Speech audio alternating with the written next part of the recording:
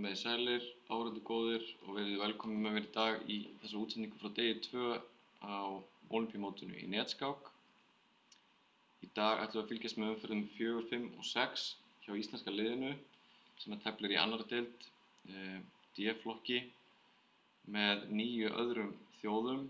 Í gær fylgdust við með íslenska liðinu tefla hörku viðureignir sem íslenska liðið tapaði í fyrstu umferð gegn Noregi, vann síðan góðan sigur á Chile í annarri umferð en tapaði síðan fyrir Svíþjóð í þriðju umferð og íslenska liðið hefur því 2 stig í riðlinum og við sjáum stöðuna hérna til vinstri. Í 3 efstu sætunum sem komast upp úr riðlinum eru Tyrkland, Noregur og Serbía með fullt úr stiga og núna klukkan 2 í 4. umferð mætir Ísland liði Serbíu og það verður spennandi að sjá hvernig íslenska liðinu vegnar af í þeirri viðureign. Í seinni viðureignum dagsins klukkan 3 og 4 þá mætir íslenska liðið svo toppliði Tyrklands og endar á því að tefla við Dani sem að sitja í botnsæti mótsins. Við sáum í gær Helga Ás Gretarsson og Guðmund Kjartansson á fyrstu 2 borðum Íslands og í dag kemur Jóhann Hjartarson inn í liðið í stað Helga Ás. Þannig að Jóhann verður á fyrsta borði og Guðmundur á öðru. Lenka teflir áfram á 3. borði og Liss kemur inn fyrir Jóhönnu, teflir á 4. borði og á ungmennaborðunum eru Vignir og Batel. Við bíðum spennt eftir að fá upp viðureignir Íslands sem hefjast von bráðar.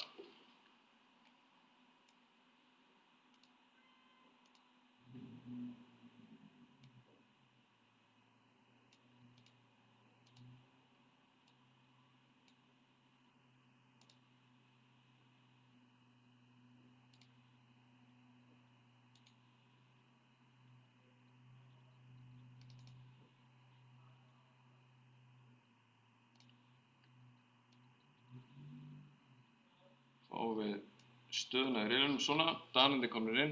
Danir eru á botninum með 0 stiga, gekk illa hjá Dönum í gær og Íslendingar fá tækifæri til að tefla við þá í 7. umferðinni. En viðureignin núna klukkan 2 á móti Serbum verður spennandi. Serbar með hörku lið, unnu alla sína viðureignir í gær eins og Norðmenn og Tyrkir og mér sýnist pörnin vera komin upp.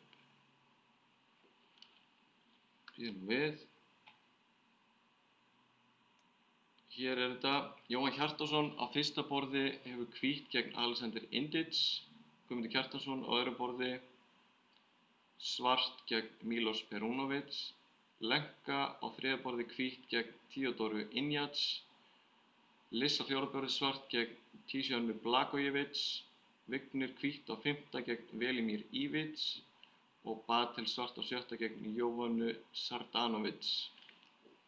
Þetta er hörkulið hjá Serbum en hörkulið hjá Íslandi líka og það var gaman að fylgjast með liðinu í gær. Það er auðvitað alltaf smá stress í hópnum að vera að taka þátt í svona móti á fyrsta degi en núna er komin svona taktur í þetta. Þetta Ólympíumót eins og áður hefur komið fram fer alfarið fram á netinu. Ólympíumótið átti að fara fram í Moskvu í Rússlandi en eins og við vitum var það blásið af og fer fram með þessum hætti í staðinn. Og mótshaldið hefur gengið óaðfinnanlega fyrir sig í gegnum netið. Allir keppendur tengdir við vefmyndavél og fylgst vel með öllu. Skákdómarar fylgjast með öllu saman og við skulum sjá hvort við sjáum liðið hérna fyrir neðan mig. Hérna sjáum við íslenska liðið inn í skáksalnum í Teflfélagi Reykjavíkur þar sem við sitja og eru klárir í slaginn. Viðureignin ætti að fara að bresta á hvað á hverju.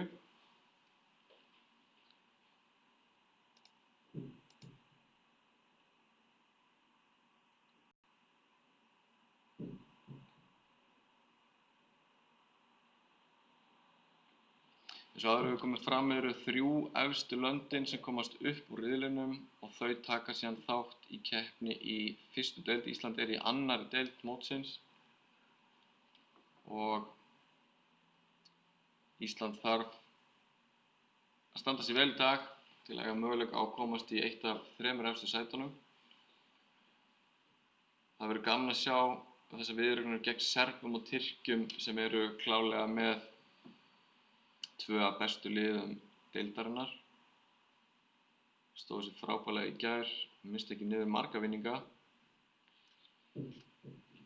En að ljóst að gengi Íslands mun skýrast mjög í dag.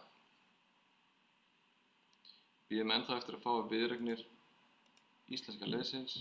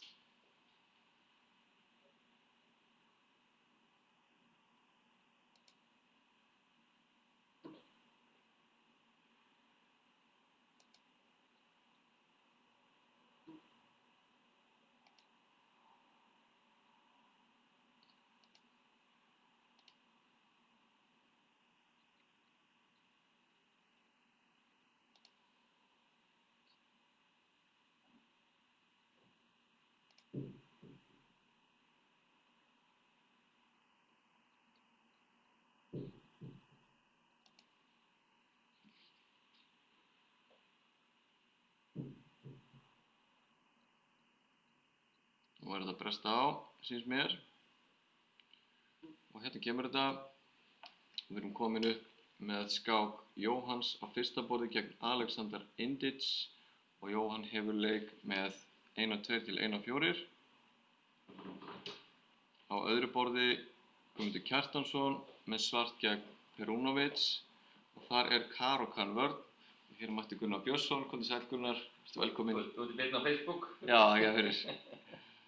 Við sjáum að Perunovic svarar Caro-Kann vörn með að leika hérna E5, mjög vinsælt afbrigði og Guðmundur svarar því með biskup F5 og þá kemur riddari F3 og E6 og þá geti komið hérna biskup E2 og þetta er afbrigði sem að Nigel Short hefur telt mikið gegnum tíðina, gerði vinsælt á sínum tíma og svona frekar róleg uppsetning hjá hvítum. Minnir margt á franska vörn nema biskupinn hjá svörtum er komin út fyrir peðakjöfina. Og plan Guðmundar er seinna þennan tilbúin að reyna að losa sig með að leika peðinu hérna til C5. Lenka á þriðja borði með hvítt. Hér er komin upp frönsk vörn, það er Tarras afbrigðið og Lenka er að drepa á D5 og svartur drepa tilbaka með peði. Og hér er algengt að leika riddari F3 og jafnvel skáka hérna á B5 og öllum líkindum mun svartur enda uppi með staktpeð hérna á D5 og Anatoli Karpov þekktasti fyrir að tefla svona í gamla daga með hvítu. Svartur kemur í veg fyrir skákina á B5 að leika A6. Mjög líklega mun Lenka einhvern tímapunkti drepa á C5 og leika riddari B3 og ná tangarhaldi á D4 eitnum fyrir framan stakapeðið. Liz á fjórða borði, hún er að tefla sína fyrstu skák fyrir liðið í þessari keppni. Hún er með svart hérna í skoskum leik, sýnist mér, gegn Tíönu Blagojevic og mjög hefðbundið afbrigði með biskup B4, drepið á C6 og D5. Þetta hefur allt sést áður, drottning F3, C6 og biskup F4. Við sjáum að í þessu afbrigði þá er hvítur ekki með nein peð á miðborðinu en með mennina sína vel staðsetta á miðborðinu og góð tök á ýmsum reitum þar. Planið á hvítum auðvitað hafa hrókana á E og D-línunni og svartur getur reynt að búa sér til mótspil, kannski eftir B-línunni, kannski eftir E-línunni. Það er algengt fyrir hvítan að fara með biskupinn á G5 í þessu afbrigði og setja press á riddarinn á F6 en hvítur velur að hafa hann hérna á F4, valdar auðvitað B8 reitin. Þannig að Liz getur ekki leikið hrók og B8 núna. Það er spurning hvort að Liz bakki með biskupinn á D6 til þess að ná B-línunni eða hvort að reyna að sækja fram með peðin sín eitthvað á miðborðinu. Vignir með hvítt á 5. borði og þeir eru að tefla býtum við Vignir leikar riddari C3 í fyrsta leik og þetta þróast yfir í sikjulega vörn og Vignir teflar þetta nokkuð rólega með biskup C4 á D3 biskup G5. Það minnir á hálfgerðan ítalskan leik nema svartur búinn að leika peðinu sínum C5 og þar af leiðandi veikja töluvert þannig að reit hérna á D5. Þannig að hvítur geti reynt að nýta sér hann seinna. Hvítur má ekki vera of gráðugur og leika riddari D5 strax vegna þess að biskupinn á E7 gæti reynst hvítum óþægilegur hérna og ef hvítur skýtur inn biskup drepur E7 þá vinnur svartur mann með að drepa hérna tilbaka. Í svona stöðutípum kemur oft í greina að drepa bara einhvern tímann á F6 og planta riddaranum á D5 og hafa hann þar. Það var forvitnilegt að sjá hvernig Vignir ákveður að tefla þetta. Á sjötta borði er svo batil með svart og þær eru að tefla einhvers konar drottningapeðs byrjunum drottningabragð með biskup F4 já og batilleikur A6. Það er ekki algengasti leikurinn í stöðunni en allt í lagi, drepið, riddari C6. Stundum er skynsamlegt í svona stöðum að leika bara C6 og hafa riddarinn á D7 í staðinn. Riddarinn er stundum kannski svolítið fyrir á C6 og leikur biskup F5 í framhaldinu já. H6 og biskup D6. Mjög róleg staða, mjög líklega mun hvítur annarkvort drepa á D6 og nýta sér svo C5 reytin í framhaldinu eða þá að nýta E5 reytin með riddari E5 kemur líka til greina fyrir hvítan. Þetta eru viðureignir Íslands í dag gegn Serbum og já, hérna sjáum við Jóhann á fyrsta borði og Indic er að tefla nokkuð óhefðbundið með svörtu, hann teflir svona Philidor vörn en snýr þessu síðan yfir í eitthvað sem er kallað Black Lion ef maður rétt. Simon Williams hefur fjallað dálítið það er þessi leikur hérna G5. Svartur hinkrar með að hróka, leikur G5 og planið er bara einfaldlega að sækja á kóngsvagnum og nýta sér þennan F4 reit fyrir þennan riddara. Þannig að riddarinn þarf að fara í smá ferðalag þangað og svartur ætlar síðan að sækja fram hérna kóngsvagnum og bíða bara með kónginn á miðborðinu. Þetta er áhættusöm takmarka hjá svörtum og verður gaman að sjá hvernig Jóhann mun reyna að refsa honum fyrir þetta. Jóhann leikur D5, loka miðborðinu, þá kemur riddari G6 og biskup E3. Þannig að Jóhann er ekkert að stressa sig á því að þessi riddari lendi hérna á F4. Svartur geti líka kannski reynt að leika biskup G4 og riddari H4 og nýta sér leppuna á riddarinn F3. Ef að hvítur teflir ekki nógu nákvæmt á móti þessu þá gæti hvítur algjörlega lent í bullandi vandræðum á kóngsvagnum. Þannig að hvítur þarf að tefla dálítið nákvæmt. Ef að hvítur nær að stoppa sókn svarts á kóngsvagnum þá hefur hvítur auðvitað góð tök á stöðuna á miðborðinu og með svarta kónginn á miðborðinu þar sem hann á ekkert sérstakt skjól. Við sjáum að svarti kóngurinn er ekki að fara að hróka langt og ef hann hrókar stutt þá er hann bak við þessa veika kóngstöðu hérna. Þannig að þetta verður vafalaust spennandi skák. Jóhann var að leika H3 og nú er spurning hvort að Indic þori að bakka með biskupinn á H5 og leyfa G4, hvort hann ætlar að fórna manni hér eða hvort hann ætlar að drepa á F3. Það er vont fyrir svartan að missa þennan hvítreita biskup sem valdar auðvitað ýmsa mikilvæga reiti, hvítureitina. Þetta er strax svona mjög spennandi staða hjá Jóhanni. Guðmundur á öðru borði var að leika síðast riddari C6, Karo kann vörn. Þetta þekkir Guðmundur auðvitað vel, hann er búinn að koma biskupnum sínum vel fyrir hérna á H7 og plan Guðmundar væntanlega að leika biskup E7 og hrókara stutt þar sem að staða kóngsins er mjög traust og ég er svona að velta fyrir mér hvað Perunović ætlar að gera, hvernig hann ætlar að tefla stöðuna, hvort hann ætti að leika biskup E3 í rólegheitum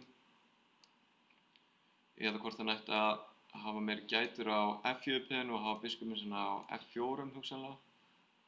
Perunović hugsar eftir síðasta leik Guðmundar riddari C6. Við skulum kíkja strax yfir til lenku, við förum hratt yfir þetta. Þetta fór eins og vorum að tala áðan.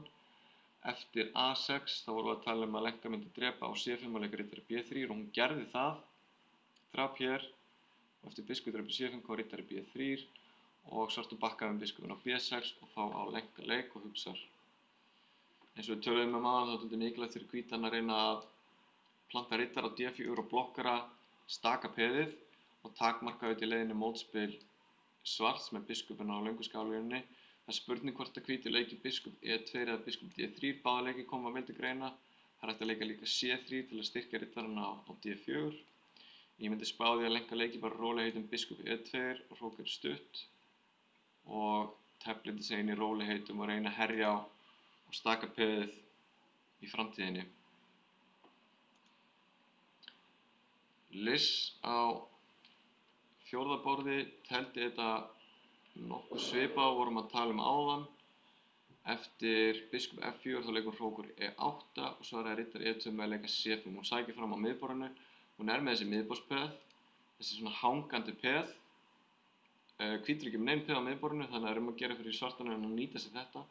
Hvítur leikur þetta C3 og rekur biskupinn í burtu og biskupinn bakkar hérna til C7 til þess að losna við biskupinn á F4 og ná tökum á B-línunni. Og Liss leikur hrókur B8 og þá kemur riddari H5 og hvítur komið með töluverða pressu á kóngsvagninum. Við sjáum að bein hótun hvíts að taka hérna F6 og ég örlítið smeykur hvað að gerast í þessari stöðu. Það er spurning hvort að Liss hefði þurft að bregðast við þessu fyrr hérna eftir biskup G5, hvort hann hefði þurft kannski að reyna að leika H6 og leyfa drápið þá að F6 og taka á sig tvípeð, vera samt með biskupaparið. Veit ekki hvort að hvítur megi bakka með riddarann og leyfa G5, það virðist vera mannsvinningur en töluverð áhætta fólgin í því fyrir svartan samt að leyfa þetta en riddari H5 óþægilegu leikur fyrir Liss að mæta. Við sjáum að ef hann leikur biskup E5 til þess að valda riddarann sinna á F6 þá geti komið hrókur E1 og pressan núna mjög hættuleg. Það verður áhugavert að sjá hvernig Liss klórar sig út úr þessari pressu. Við skulum kíkja á Vigni. Hann teldi þetta eins og vorum að tala um. Eftir stuttar hrókun þá drap hann strax á F6, losar sig við riddarann sem að valda D5 breytin og leikur svo C3 og þetta eina af þessum algengustu leiðum til þess að tefla þessa stöðutýpu fyrir hvítan. Hvítur með varanleg tök á D5 breytnum en svartur hefur biskupaparið og mjög trausta stöðu og það erfitt að nýta sér þetta strax. Það er spurning hvort að Vigni reyni að sækja fram á drottningavengnum seinna með að leika B4, gæti undirbúið kannski með hrókur B1, A3, B4, eitthvað svona og mjög líklega að hróka stutt. Hinn riddarinn getur auðvitað tekið þátt í að ná tökum á D4 breytnum, gæti farið á D2, F1 og E3 til dæmis. En svartur gæti fengið mótspil kannski með að leika biskup G7 og svo F5 og það er líklega þess vegna sem svartur lék þarna síðast peðinu til G6. Nú, Batel á sjötta borði virðist vera með nokkuð trausta stöðu í drottningabragði eftir, vorum hérna áður með stöðun eftir biskup D6, þá lék hvítur riddari E5 eins og við tölum og Batel hörfaði með riddarann sinn, líklega rétt ákvörðun. Drottning B3 hótar peðinu á B7, það var valdað. Biskup F3 hótar peðinu á D5 og það var valdað. Og svo kom hrókur eftir D1. Hvítur búinn að koma liðinu sínu vel á framfæri og Batel undir smávægilegri pressu en staðan mjög traust. Ég að velta fyrir mig hvort að Batel eigi að styrkja miðborðið með að leika til dæmis leik eins og C6. Hún þarf að reyna að virkja drottninguna sína og tengja hrókana til að klára liðskipunina. Það svona það sem hún að velta fyrir sér í augnablikinu. Ég ætla að spá því að hún leiki leik eins og C6 áður en hún fer að gera eitthvað annað.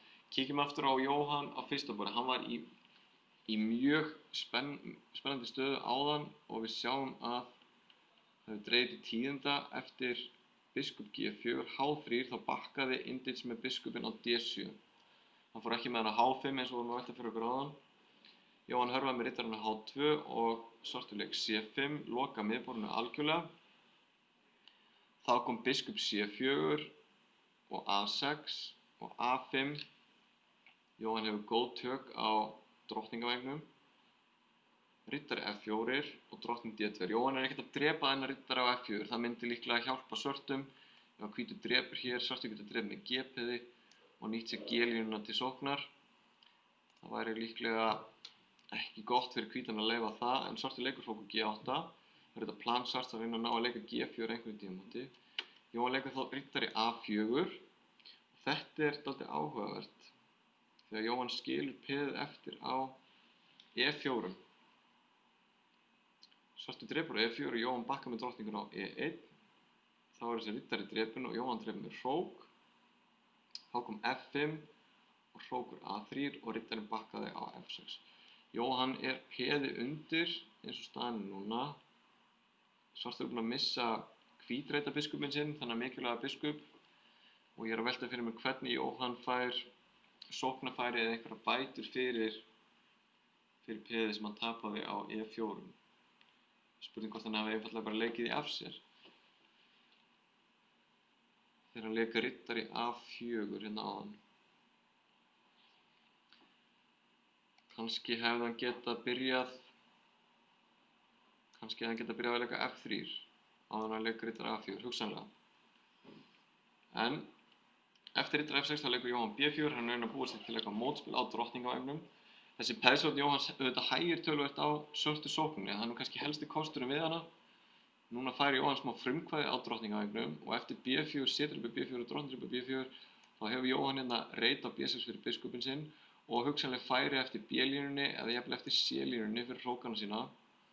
Svartur leik síðast hrókur C8 og hótar að taka biskupinn á C4 og mér sýnist að eftir hrókur C3 þá gæti svartur hugsanlega átt eitthvað svona trikk og hrókurinn á C3 fellur í framhaldinu. Sé ekki betur. Þannig að Jóhann hugsar núna eftir hrókur C8.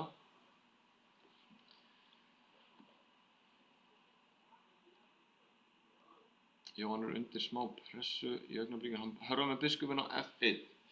Heldur valdi á E2-reitnum, tryggir kóngstöðuna sína en skilur eftir bæði peð á D5 og peð á C2. Við sjáum samt eftir drottningdrepur C2 þá gæti Jóhann væntanlega leikið hrókur C1 og hrókurinn á C8 fellur. En hvernig ætla Jóhann að svara riddari drepur D5 sem að hóta drottningunni og biskupnum á E3?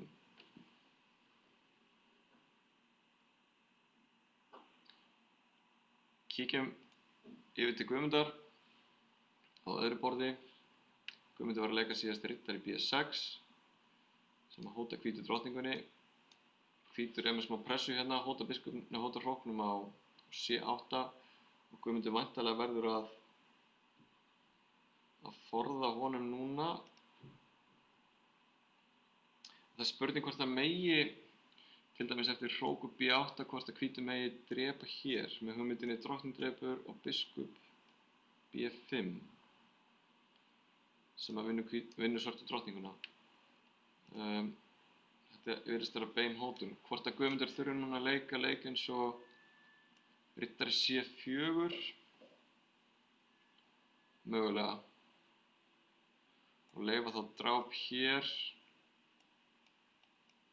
og drepi hér kannski. Geti þá reynt að styrkja peðið á C4 með biskup D3 og Guðmundur hugsa núna eftir drottning A5, hann þarf að gæta sín á hættunni hérna á þessari skálinu. Lenka er skyndilega að koma með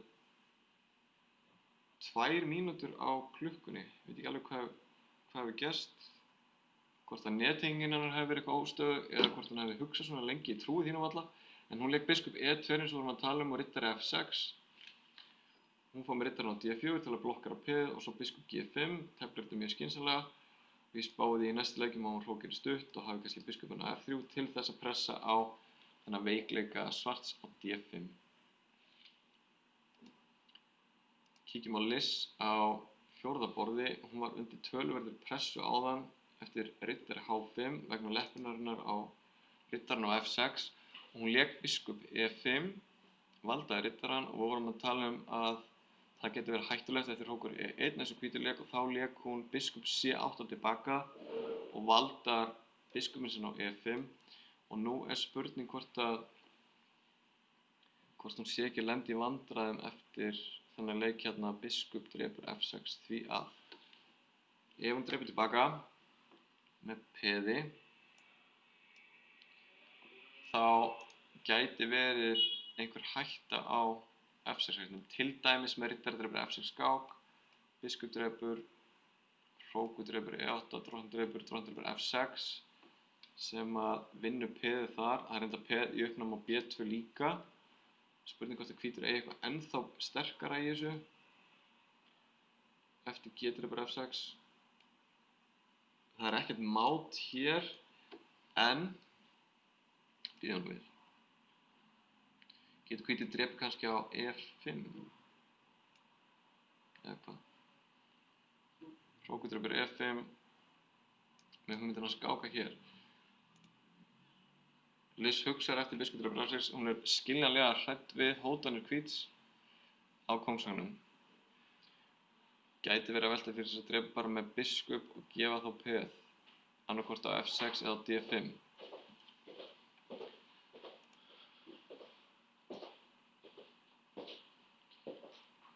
Þetta er staðan hjá Vigni. Hann teldi þetta eins og vorum að tala eftir G6 þá lék hann A3 og er að undirbúa að leika hérna B4. Þá kom A6 hjá svörtum, B4, B5, biskupinn harfa á B3 og biskupinn bakkar á G7, drottning C1, H6 og drottning B2. Vigni teflir þetta mjög rólega og svartur hefur mun meira rými í stöðunni. Ég kannski að tefla upp á að reyna að leika F5. Svartur hefur meira pláss á báðum vængjum. Og forðanlegt að sjá hvernig Vignir ætlar að búa sér til eitthvað mótspil í þessari stöðu.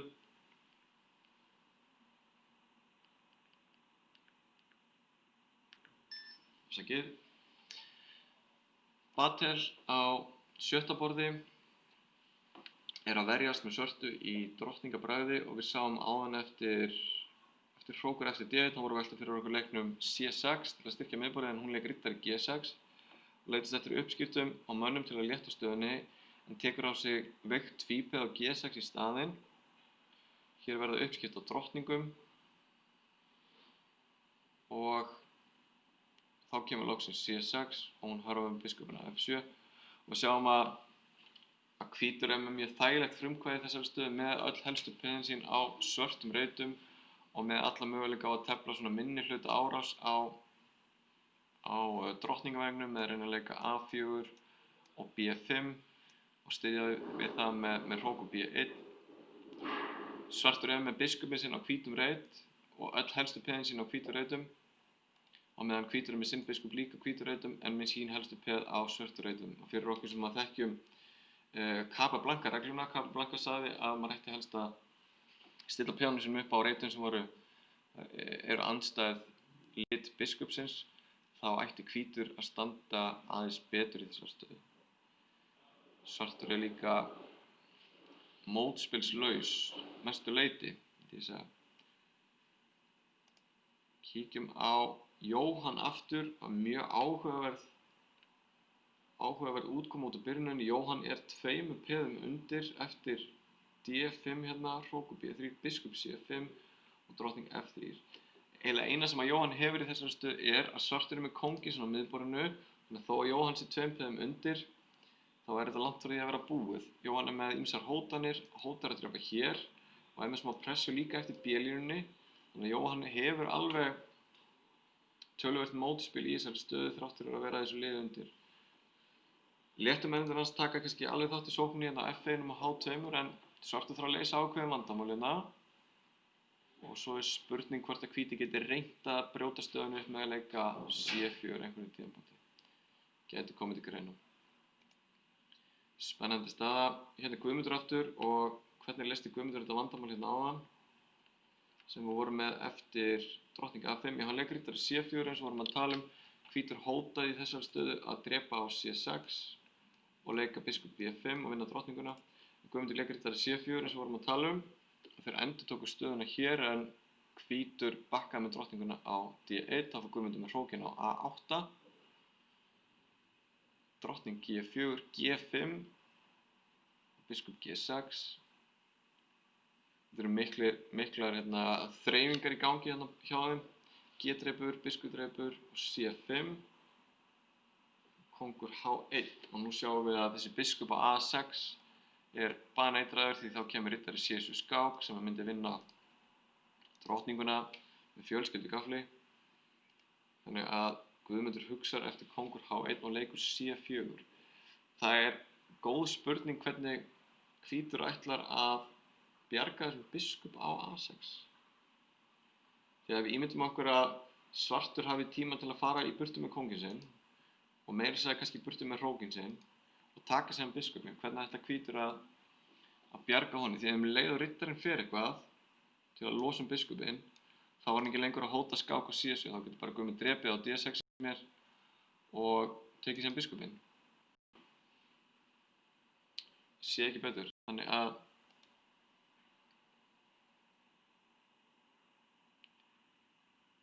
að hvítur hugsar eftir síðasta leik Guðmundar C4. Sjá hvort við sjáum inn í salinn. Hérna setja keppendur í þungum þöngum. Guðmundur fremstur, svo Jóhann, Batel, Liss, Lenka og Vignir. Þau eru stödd inn í skáksal Tafélags Reykjavíkur. En þetta er áhugaverð staða eftir hennar C4 leik og hvítur þarf að leysa ákveðið vandamál hérna með biskupinn á A6. Skákinn á Lenku er búinn og Lenka hefur tapað gegn Theodóru Ingjats eftir einungis 18 leiki. Við skulum sjá hvað gerðist eiginlega hérna. Lenka lenti í einhverjum vandræðum eftir byrjunina. Hún var skyndilega orðin mjög tímanum. Riddari drepur C6 bíðunum við. Við vorum með þessa stöðu hérna áðan eftir biskup G5. Þetta leit ágætlega út. Lenka leik G3. Það kom biskup H3. Hérna hefði ég nú kannski bara viljað fá stuttar hrókun hjá hvítum. G3 á biskup H3, biskup F4, drottning E7, sjáum allt í einu getur hvítur ekki hrókað. Þetta biskupnum á H3, þannig að Lenka leik drottning D3. Þá kom riddari C6, riddari drepur og biskup E3. Þegar við sjáum að ef hvítur hrókar langt, þá fellur peðið á F2, biskup E3 á C5. Kraftmikil taflmennska hjá svörtum, hrókur E8, C3 og þá kom C4 hóta drottningunni sem ángar reytinum að bakka og þá fellur biskupinn á E3 og Lenka gafst upp því að hún er því miður með koltapa tafli eftir E3, drottning E3 og biskupinn á E2 er tómu tjóni og hvíti kóngurinn líka. Þannig því miður staðan orðin 1-0 Serbíu vil. Við skulum kíkja á Liss. Hún var í einhverjum vandræðum eftir byrjunina, eins og við sáum hérna áðan. Eftir biskup drepur F6, þá drap hún ekki tilbaka. Þetta leik drottning D6 og tapar heilum manni. Og mér sýnist hvítur vera að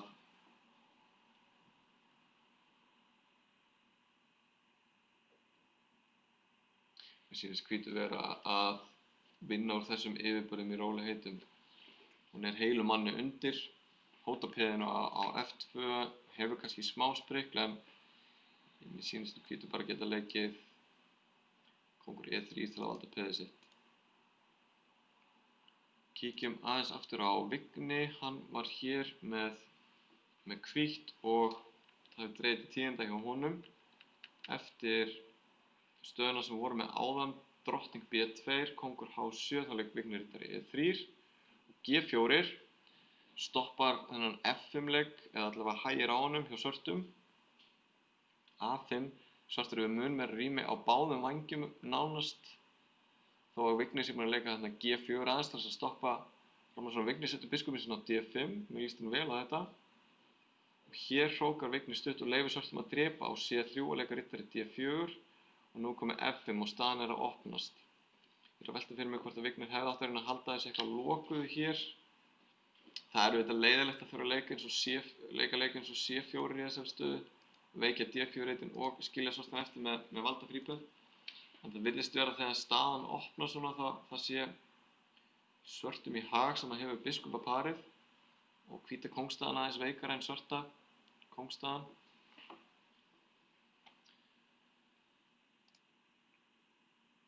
Batel er með svipaða stöðu og hún var með áðan, hvítur er að undirbúa eins og við tölum áðan þessa minnihluta árás á drottningavægnum. með B5 og eini galli við þessa stöðu hjá svörtum, þó hún sé nokkuð traust eins og staðan núna, þá er Batel mjög mótspilslaus, hún hefur engin gagfæri. Hvítur getur verið róleg heitum undirbúið að leika B5. Nú getur hvítur til dæmis drepið á D7, láta riddarann vera eða bakka með riddarann á D3 og hvítur heldur þessum stöðulegu yfirbörðum sem hún hefur. Þetta er óþægileg staða fyrir Batel að tefla en hún er hörð og verður gaman að sjá hvort hún nær að verjast í þessu. Kíkjum aftur á Jóhann.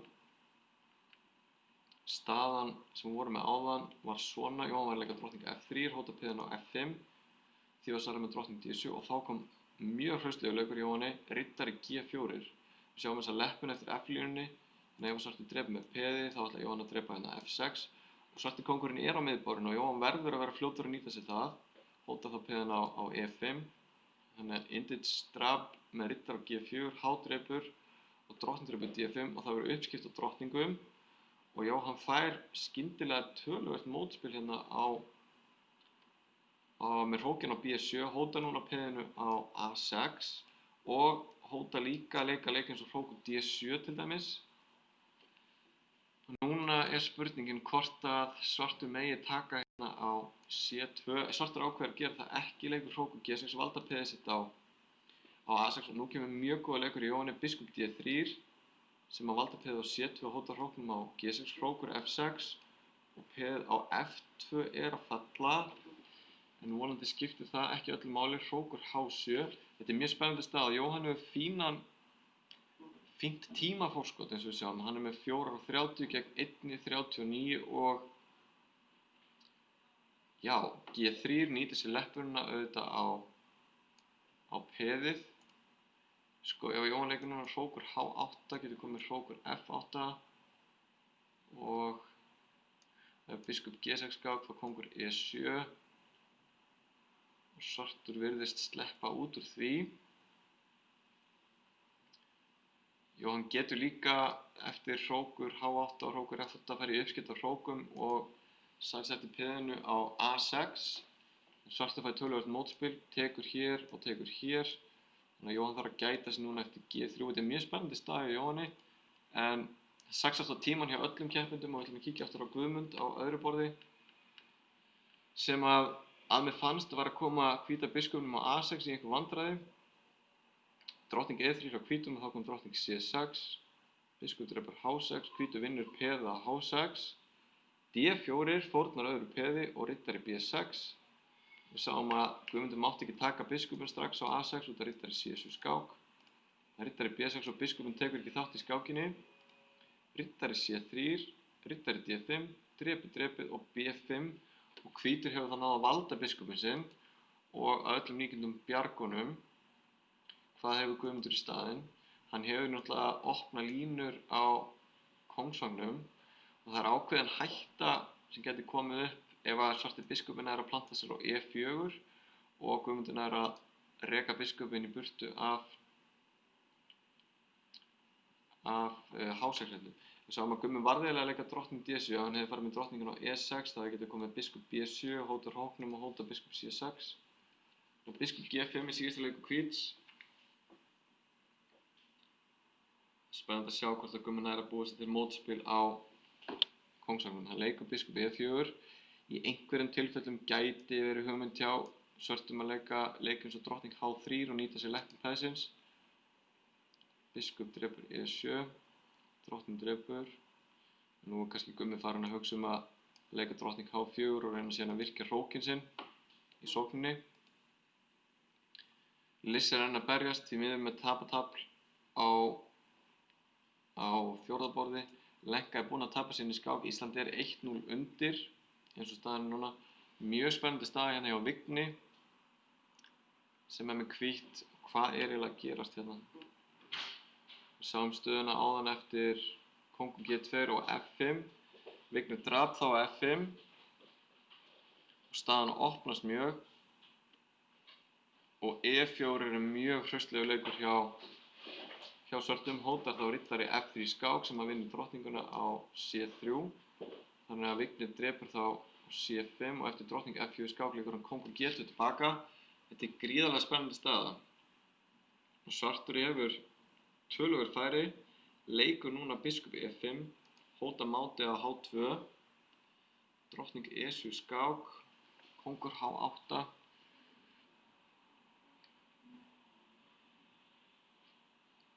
kóngur H1, það Vignir að gæta sín á peðinu á F2. Svartur hefur ekki alveg tíma til þess að fórna biskupnum að H3 því að hvítur fengi mótspil í staðinn að H6 peðið. Eftir drottning bara eftir fölur kóngurinn sig á H1.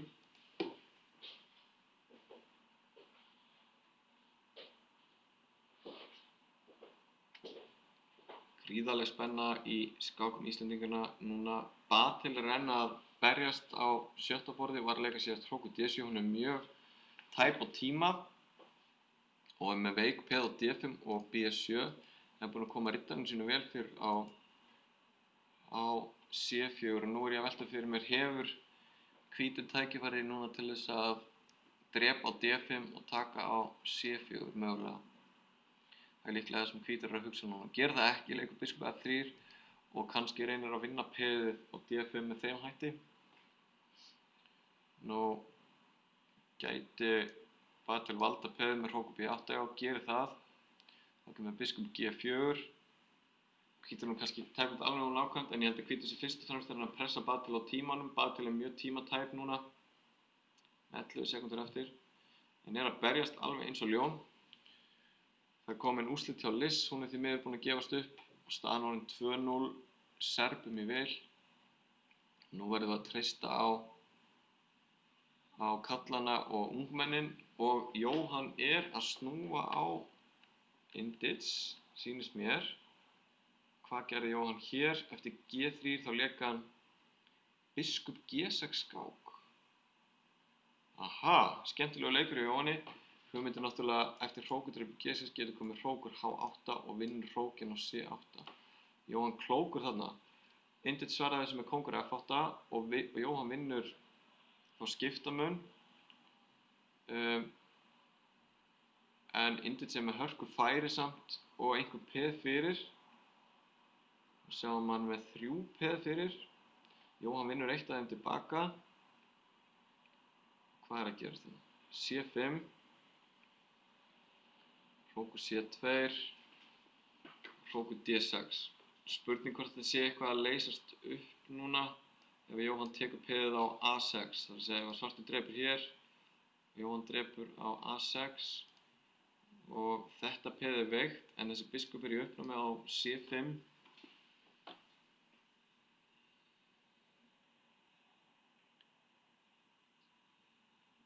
Staðan er núna, gæti maður haldið að ef einhver væri að vinna þetta væri það svartur. Jóhann er eins og yfirleitt alltaf með betri tíma. Jóhann er mjög klókur á klukkunni. Jóhann hefur alltaf kunnað mjög vel á klukkur. Hrókur eftir skák. Nú þarf Jóhann að passa að lenda ekki einhverjum vandræðum á fyrstu reituröðinni. Svartur hótar skák á C1 núna. Og Jóhann leikur kóngur F1 tilbaka og það er spurning hvort þið séu þá kannski þráleika með hrókur F2 skák, mögulega. Það eru því miður komin úrslit hjá Guðmundi og Vigni og þeir hafa báðir tapað sínum skákum. Staðan hjá Guðmundi var áðan svona þegar að Perunović lék hrókur F4 og fórnaði skiptamun á E4 og hefur þá gríðarlega góð færi fyrir, fullt af peðum og svartur með veika kóngstöðu og Guðmundur gat ekki stoppað hvítu sóknina hérna. Eftir hrókur drepur F7 gafst hann upp. Við sjáum að hvað er að gerast hérna eftir drottning drepur C4, kóngur drepur hér. Það lítur út fyrir að verða mát þarna. Þannig að Gummi gafst upp hér, já mát í einu fyrir ekki hérna með hrókur E7, já. Auðvitað. Og sama er upp á teningnum hér, óreittur mát. Því miður. Vignir er búinn að tapa sinni skák líka. Svartur var í hörku sókn áðan og vorum með þessa stöðu hér. Þegar svartur lék biskup D7 hótaði peðinu á F2. Vigni valdaði það með rittardrepur E4 en gefur þá eftir F3 reitin og svo svart sem bara einfallega hættuleg hérna. Hrókadrepur F2 mount. Kíkjum aftur á Jóhann á fyrsta borði, hann að berjast hérna í stöðu þar sem að svartur hefur biskup hrók og 3 peð á móti 2 hrókum á peði, svona það bil jafnt miðað við einfaldan stegudreikning. En býðum nú við, hvað að gerast því eftir hrókadrepur G3? Ég myndi nú halda að svartur hafi nægjanlegt mótspil hérna. Nú má hvíti hrókurinn ekki fara frá G3 út af peðinu á G2 og hvort að hvítur hafi tíma til að labba með kónginn sinn yfir á kóngsvænginn. Batel hefur lokið sinni skák með jafntefli. Hann náði að verjast vel í þessari stöðu og hann kominn til okkar hérna, Guðmundur Kjartansson. Guðmundur, gjörðu svo vel, fá þér sæti. Hvað geturðu sagt ykkur þína skák gegn Perunovic? Já, ég held nú að biskupinn hans var að lokast þarna inni. Já, við vorum að tala hérna áðan. Þannig ég var ekki alveg viss hvað var að gerast, sko. Vorum að velta, já, eftir C4 og leist mér ágætlega á þetta. Ég var að vonast þess að væri að vinna þennan biskup. Ég fann C4 og þá annars sá ég ekki alveg hvað átti að gera, sko. Ég hugsaði eins og eftir biskup E3 þá á ég þannig að drottning C6. Já. Og já, hugmyndin mín að leika kóngur D8. Einmitt. Drepa síðan biskupinn á A6. Tölum það að mjög mikilvægt fyrir Guðmund að valda C7 reitin. Hann má ekki taka biskupinn strax og þetta er C7 skák. Þannig að kóngur D8 og drottningdrepur A6 rótunum. Þannig að hann... Það er líklega frekar þetta en kóngur F8, sko. Hann leik okkur E3 sem hann líklega góður leikur. Hann leik drottning E3, býðum við. Og vorum með þessu stöðu hér, já. Drottning E3, já, það líst þetta það var ég líka að spá í, sko. Ég get líka leikið til dæmis kóngur D8. Núna það verður hann að drepa á B6, ég er kannski frekar að gera það. Hér, já. Já, og drepa hann á B6 og A-drepur. Það er ekkert að hreyfa á mennina. Jú. Já, drepið. Og hvað, sko, hér? B7. Já, ég var ekki alveg viss hvernig þetta væri, sko. Það var svona endurtafl en ég veist að þetta sé eitthvað. Ég veit ekki, það gæti svo sem að vera á svartum, sko. Já. Ég var ekki alveg viss en ég var alltaf bara vonast þess að ná biskupnum sem ég leik drottning C6 og það drap hann á H6 sem var góður leikur, sko. Því ég leik drottning C6 þá hélt ég gæti mögulega komst upp með að leika kóngur D8 núna. Já. Þessi aðdæmi að hann leikur... Þú leikst D4, já. Ef kóngur D8 kemur biskup G5 sem að ég dreipi núna á A6, dreipi hann á E7, kóngur dreipur, G5 skák og við sjáum að ég á ekki kóngur F8, þá dreipi hann á G6. Við sjáum leppurinn á F-línunni. Já, og ef ég leik kóngur E8 þá kemur riddari D6 og ég verð að fara til F8 eða C7. Já. Og þannig að, já, það tapar og ég á ekki F6. Þannig að Þannig að þú ákast að skjóta inn þessum leik hérna D4. Nei, býtu, getur aðeins kíkt á þetta og... Já, F6 hefði aldrei gengið. Já, þannig ég ákvað að prófa að leika D4. Já. Það vonast þess að þetta myndi ganga upp. Það var hugmynd en kannski... ég bara hef ekki eins og mikið tíma og ég vonast eftir. Já, einmitt. Það er C6 og þá, já, þetta fyrir náður þetta C3 sko. Já, einmitt. Það spurði hvort ég eitthvað annað heldur en B6. Já. Ég sá ekki alveg hvað ég geti gert betur sko. Nei. Kannski hef ég bara þurft að leika kóngur D8 þegar Leifur G3 og leyfa hérna droppskiptin. Já, einmitt. En já, það kannski aðeins verið að endurtafla á svartan. Já. Já. En eins og þetta þróaðist eftir riddari D5, þá náði hvítur sem sagt að bjarga loksins þessum biskup með B5. Það var náttúrulega bara ekki E6 hérna líka. Já. Þú leggst drottning D7, ég var að velta fyrir mig eftir drottning E6 hvort að það myndi fyrir hér. Biskupinn í spilið sko. Já. Kóngurinn þarf upp í D8 eftir skákinn á C6. Já. Einmitt. Og já, ég held að þessi staði sé ekki bara töpun og þegar eins og þetta teldist þá vorum við að vona að fengið eitthvað mótspil á kóngsvagnum en hvítur teldi þetta miklum krafti eins og við sáum með hrókur F4. Já, sem liggja mér hérna. Og svo hrókur drepur F4, já. Átti að náði leið. En já, ef ég sleppi ég hef líka drótt gif, en ég get alltaf fórn, það er fjórum náttúrulega. Já, einmitt. Þannig að þetta var kannski, já. Mér fannst eins og ég var einhvern veginn bjartsýnn alla skákina en hann fann alltaf góða leiki og hann teldi ótrúlega vel sko. Hann teldi vel, það má eiga það Perunovic sem teldi mjög vel. Ég var mjög bjartsýnn á stöðuna eftir C4 og ég var svona vonaði að þessi biskup myndi falla, hann leit ekki vel út á A6. Líka í byrjunina til dæmis sko. Já. Við erum alltaf í lagi stuði þá en hann fann alltaf bestu leikina. Já. Skák Jóhanns lokið á fyrsta borði, hann var einn eftir og henni lauk með jafntefli eins og áttum von á. Mjög áhugaverð og sviptingarsöm svona skák frá byrjun. Jóhann tapaði 2 peðum eftir byrjunina en fékk góð færi fyrir og var klókur að pína Indic í lokin. Indic endaði skiptamun undir en hafði alveg fyllilegt mótspil fyrir og jafntefli sennilega bara eðlileg úrslit með hvernig þetta þróaðist. Sömdu hér?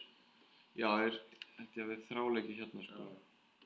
Hvað gerst þetta biskup D6 til dæmis? Við vorum með þessa stöðu hérna þegar Jóhann leik kóngur E1 og Indic þráleik hérna. Það er kannski ekki að tryggja við. Já. Það er til þess biskup D6 og kóngur E3, þetta sé ekki bara. Já. Þetta er D3. Það sé ekki nú bara í jafnvægi. Líklega bara í uppstaða. En lokatölur í þessari viðureign eru 5-1 fyrir Serba og Serbar halda sér í toppnum, komnir með 8 stig, Ísland áfram með 2 stig og viðureign Íslands og Tyrklands hefst núna eftir 13 mínútur klukkan 3 og við ætlum að gera smá hlé núna, komum aftur eftir augnablik með upphitun fyrir viðureign Tyrklands og Íslands. Þangað til, bless.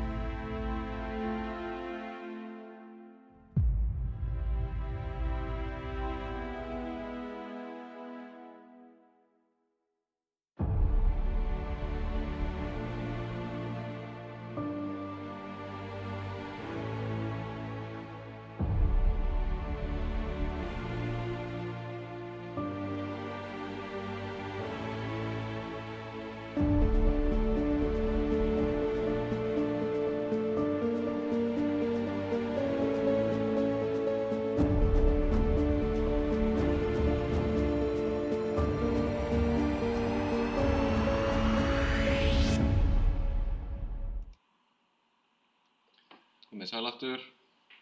Við erum að gera okkur klár fyrir 5. umferð þar sem að Ísland mætir Tyrklandi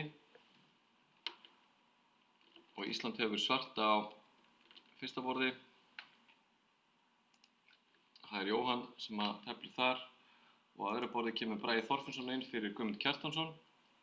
Þannig sjáum við stöðuna í riðli Íslands, riðli D. Tyrkir eru á toppnum með fullt úr stiga, 8 stig. Norðmenn líka með fullt úr 8 og Serbar líka með 8 stig sem voru að vinna okkur Íslendinga. Þessi 3 lönd eru í sætunum 3 sem að komast upp úr riðlinum upp í fyrstu deildina. Íslendinga með 2 stig. Og liðskipunin er komin fyrir viðureignina. Á fyrsta borði hefur Jóhann svart gegn Wahab Sanal, stórmeistara. Bragi Þorfinnsson hvítt á öðru borði gegn Ali Marandi Semil Khan. Lenka hefur svart gegn Ekaterínu Atalik. Liss hvítt á fjórða borði gegn Kubra Özturk. Og svo er það Vignir með svart á 5. borði gegn Semkan Gökerkan og Batir hvítt á 6. borði gegn Ese Osbay. Ég verð að viðurkenna að ég þekki ekki helminginn af þessu fólki en efstu 3 borðin kannast ég við hjá þeim. Hörkulið Tyrkja sem eru búin að vinna alla sína viðureignir hingað til. Það verður gaman að sjá hvernig okkur reiðir af gegn þeim. En erfið viðureign áðan gegn Serbum sem tapaðist 5-1, náðum einungis 2 jafnteflum. Það voru Jóhann á fyrsta borði og Batil á 7. borði sem náði jafnteflum. Aðrir töpuðu því miður. Ein breyting á íslenska liðinu, Bragi kemur inn fyrir Guðmund og verður gaman að sjá hvernig Braga gengur í þessari netkeppni, Ólympíumótinu í netskák. Hérna sjáum við keppendur eru að gera sig klára inn í skáksal. Bragi er búinn að koma sér fyrir þarna á borðinu næst okkur í mynd. Allt að vera tilbúið, viðureignin hefst eftir 1 mínútu.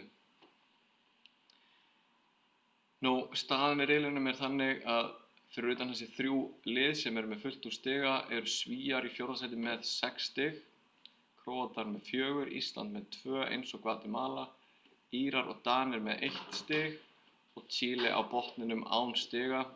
Við erum búin að tapa öllum viðureignunum hingað til, töpuðu fyrir okkur í gær og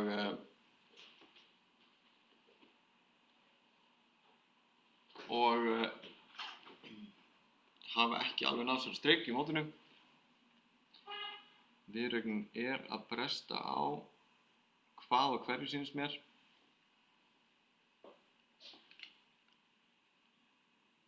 Jóhann með svart á fyrsta borði og eins og ég sagði, Bragi kemur inn á annað borð með hvítt í dag gegn Tyrkjum. Það er nauðsynlegt fyrir íslenska liðið að láta finna fyrir sér núna ef að Ísland ætlar að eiga möguleika á að narta í efri hlutan í deildinni.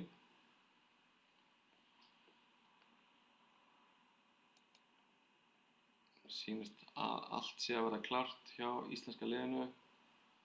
Bragi kom með 2 tölvur hérna, eitthvað verið að stilla hlutina af fyrir hann áður en viðureignin hefst.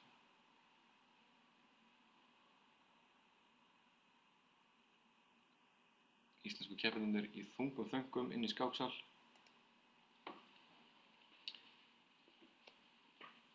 Og liðsstjóri íslenska liðsins á mótinu er Ingvar Þór Jóhannesson. Landsins einvaldur var að hjálpa þeim hann af stað og skákirnar eru farnar af stað. Skák Jóhanns á fyrsta borði gegn Wahab Sanal og Jóhann svarar fyrsta leik hvíts E4 með leika G6 og teflir tísku vörn eins og Jóhann hefur gert oft gegnum tíðina, snýr sig yfir í pirkvörn með leika riddaranum á F6 og hvítur leikur C3 sem er traustu uppstilling hjá hvítum. Hvítur eru ekkert að þenja sig. Leikur biskup E3 og væntanlega svo riddari D2. Og nú er spurning hvort Jóhann ætlar að tefla þetta svona eins og kóngsindarsku vörn með leika E5 já. Og hvítur ekkert að loka miðborðinu með D5, heldur leikur riddari D2 og heldur öllu opnu og nú á Jóhann kost að leika gæti kannski að leika riddari G4 í þessari stöðu. Það er einn möguleiki. Jóhann getur líka kannski drepa á D4 og nýtt elínuna. Skulum sjá hvort aðrar skákir eru farnar af stað. Bragi á öðru borði með hvítt hérna í slavneski vörn. Sjáum fyrstu leikirnir D4, D5, C4, C6, riddari C3, riddari F6 og Bragi drepur á D5 og leikur F3 sem er afbrigði sem hefur verið nokkuð vinsælt upp á síðkastið hjá íslenskum ungmennum. Og ég þykist vita að Ingvar Þór, landsliðsþjálfari, hefur telt það sjálfur mikið með hvítu. Plan hvíts í þessari sjaldgæfu leið er að reyna að leika E4 sem fyrst og fá hörku spil á miðborðinu og ef svartur þekkir þetta ekki og teflir þetta ekki rétt þá getur svartur lent í bullandi vandræðum. Þannig að svartur hugsa núna að við skulum vona að heppnin sé með okkur og svartur kunni þetta ekki því að þá getum við fengið mjög skemmtilega skák hjá Braga. Kíkjum á Lenku á fjórða borði.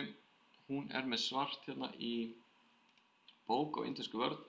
Eftir D4 kom riddari F6, svo biskup B4 skák og Lenka bakka með biskupinn á E7 og leikur svo D6.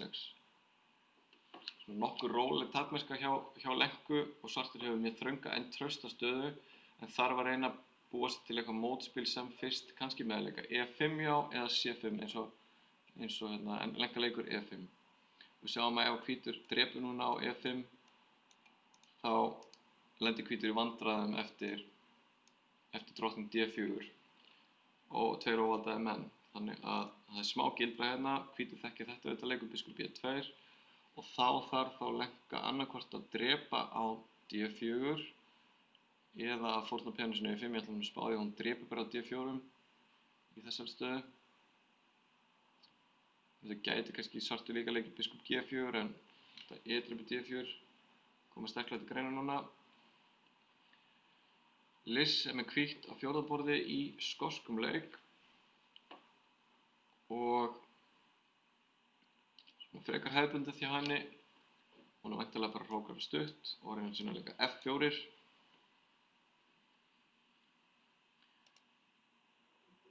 Vignir er hér á fimmta borði og hvað er að gerast hér?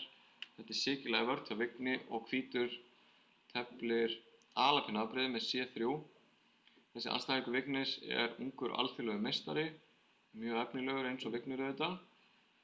Riddari D5, þetta er mjög hefðbundið en hvítur drepur hérna með drottning á D4. Algengar að drepa með peði en þetta afbrigði með drottning D4 er líka mjög fínt fyrir hvítan. E6 kom þá að riddari F3. Má ég koma? Gjörðu svo vel ekki. Komin til okkar. Óþægilegt.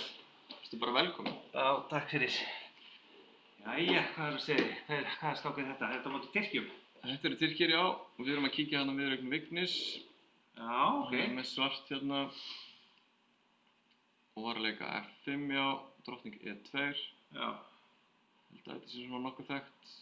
Akkurat. C3 drepið, drottning drepur, biskup F6 og við sjáum að Vignir er þá tilbúinn kannski að reyna að leika E5 á einhverjum tímapunkti og það er algengt plan fyrir hvítan að hafa hrókinn á D1 hérna. Ég ætla að kíkja á Batel og við erum að kíkja á alla skákinnar. Hún er með hvítt hérna í sikilega vörn og þetta er einhvers svona Taimanov eða Poulsen afbrigði og A6 og hún leikur hérna A3 snemma svona nokkuð hægfara taflmennska og kannski óþarfi að leika þessum A3 leika en þetta er samt nokkuð hefðbundið og nú er líklegt að hún leiki eins og kannski F4 og svo biskup F3.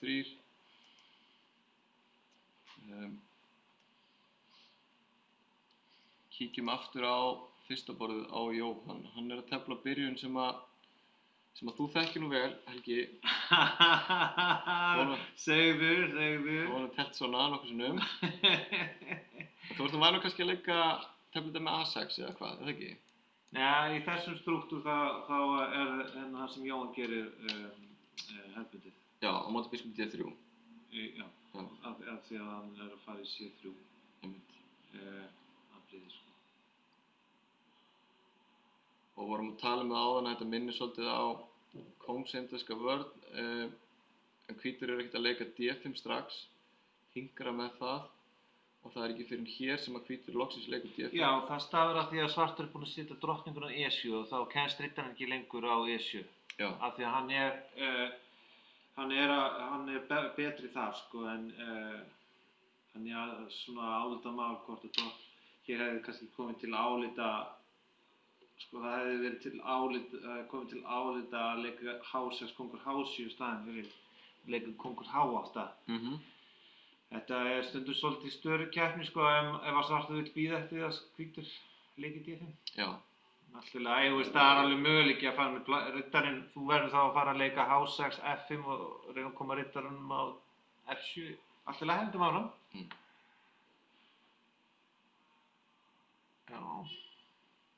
Já, C5 hann fyrir þetta svona. C5, já. Já, þetta er svona, myndi ég halda svolítið þægilegra og hvítt. Já. Þessi staða, sko. Ég myndi halda að það ætti að drepa á C6. Ég veit það ekki þó, sko. Það er náttúrulega að D5 gerir riddarann á D8 lélega, það er kannski meira viti að bara eins og leika hrókur B1, eitthvað svoleiðis og tefla bara rólega og með við að þrengja að svörtum. Já, hann gerir það. Já, hann hefur ekki, að því að hugmyndin með því að drepa C6 væri mögulega að ráðast á þessi peð og alltaf að taflið opnast og þá nýtir hvítur sér það hann sem er biskupapari. En þessi leikaðferð hún byggir á að nýta sko meira rými. Já. En sko svona, getur nú alveg verið, við hvernig er hann Jóhann að tefla? Hann er að tefla við Wahab Sanal. Já, þeir Tyrkirnir náttúrulega eru orðnir rosalega góðir sko, það eru margir mjög sterkir stórmeistarar. Gæti alveg verið praktískt að tefla svona, þeir eru mjög vel að sér í fræðunum og Jói er náttúrulega mjög seigur sko. Já, Þannig að núna til dæmis greinilega hann ætlar að tefla bara rólega og hafa riddarann á F7 og reyna að leika síðan biskup H6 eftir atvikum eftir að hafa leikið H5 fyrst. Já. Svo að dobla á C-línunni og já, að halda þessu bara kom. Já, þannig að núna er hvítur að reyna að stoppa. Þetta er nú svolítið svona skuldbindandi leikur en væntanlega er hann að pæla í að koma í veg fyrir F5. Núna hlýtur hann að leika drottning D2. Sko, svona að leika fyrir á hvítum, út af því að tölvurnar eru svo góður í dag. Hann gerir það. Í svona kóngsindverja strúktúrum. Að þá vilja þær bara múrka lífið úr svörtu stöðunni með að bara fara að ráðast á báða vængina og reyna að kyrkja andstæðinginn með plássleysi og bæta síðan stöðuna hægt og sígandi. Þannig mér sýnist að hann sé að byggja á slíkri nálgun. Nú er álitamál hvort að sé, þú veist, hvað ætlar hann leiki G5? Erum við ekki allt í lagi hérna? Svo erum við bara að fá okkur báði myndina. Já, þetta er nefnilega svo erfitt af því að núna hef ég verið að koma tilbaka eftir langt hlé og búinn að vera rúmt ára eitthvað. Þetta er allt öðruvísi gein út af þessum tölvum og fagsekkingin er svo gífurlega mikil, sko. Og það er þetta er rosaleg vinna að verða góður í skák í dag. Það hefur dreifð tíðinda hérna í skákinni hjá Liz. Já. Hún var að vinna sína skák í 12 leikjum. Já, glæsileg. Ég skrifa svo vel. Til hamingju með sigurinn. Takk fyrir. Segðu okkur aðeins, hvað gerðist eiginlega? Við sáum stöðuna eftir byrjunina, við vorum með stöðuna hérna eftir biskup E2 og riddari G til E7 og stutt á hrókunum. Við vorum að tala að planið kannski gæti verið að leika F4. Svartur leik drottning G6 og þá drafstu á C6 og svartur draf á E3. Það var bara Bara vinna mann. Já, og þú drafst á E7 og auðvitað hótar drottningunni. Já. Og hún draf á F7 til að fá eitthvað fyrir biskupinn sinn og drepa sín E7 og þá ertu heilu mann yfir. Já, og svo Já, einmitt, glæsileg. Glæsilegur sigur og Liz var að leggja þarna velli mjög sterkan kvenstórmeistara, Kubra Osturk. Frábært. Já. Í 12 leikjum. þetta heldur betur skemmtilegt. Ég bara bíða meira. Ég var ekki að hugsa hún ætlar að resign þarna. Já, einmitt. Þú veist, hún mjög sterk. Ég Já. var að hugsa, ok, hún ætlar kannski að reyna að fara. Svolítið erfitt í Já, þessu já, að já, FCP er að og falla. já. Sjáum að FCP er að falla, með hrókudreipur FC í framhaldinu ef drottningin fer eitthvað. Og þetta er algjörlega vonlaust og hún bara gafst upp. Já. En eftir riddardreipur C6, á hverju áttirðu von í þessari stöðu? Ok, riddari tekur í C6. Ég var að hugsa að drepa svona biskop C5 Einmitt. og svo biskop F3. Til að valda peðu Já. Já. Og svo venjuleg riddari D2. Riddari D2, já. Einmitt. Og nokkuð hefðbundin staða. En heldur betur óvænt mistök hjá tyrknesku stórmeistarnum þarna og sigur í 12 leikjum. Þetta er glæsilegt. Skákirnar varla farnar af stað á hinum borðunum. Já. Við vorum áðan með stöðuna hjá Jóhanni sem nokkuð þrönga stöðu eftir byrjunina. En þetta er svona rétt að fara af stað á hinum borðunum. Takk fyrir, lesum til hamingju. Mikilvægur sigur. Já, þetta er glæsilegt. Þetta er skemmtilegt. 1-0 fyrir Ísland gegn Tyrkjum. Við erum með þessa stöðu hér hjá Braga og Bragi var að tefla þetta afbrigði hérna með F3. Já. Á móti slavnesku vörninni. Þekkirðu þetta ekki? Já, kannski við þetta. Svo til E6. Þá kom E4, drepi og biskop B4. Ég held að þetta, ef maður rétt, sé svona beittasta leiðin fyrir Svartland til að tefla þetta. Já, svona, það eru aðrar leiðir líka. Já. Það er allt í lagi. Ég held reyndar þessi stað, í mig minnir eins og í prinsipinu þetta verður alveg allt í lagi á hvítt, sko. Drottning D3. Já. Valdur allt. Já. Við sjáum að í þessari stöðu þegar hvítir eru ekki með F-teðið sitt, þá er ákveðin hætta á einhverjum gildrum með drottning H4 skák og í sumum tilfellum getur D4-peðið orðið í uppnámi og hvítur passar sig ekki.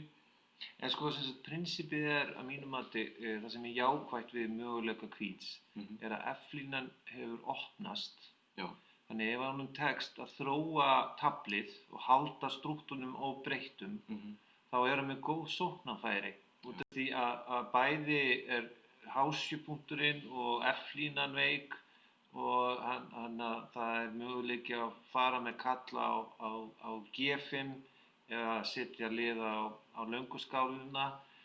Auðvitað eru líka vissulega stöðulegar hættur sko á miðborðinu og sérstaklega náttúrulega gæti D4-peðið verið veikt og D5-reiturinn er náttúrulega nokkuð góður en þetta er svona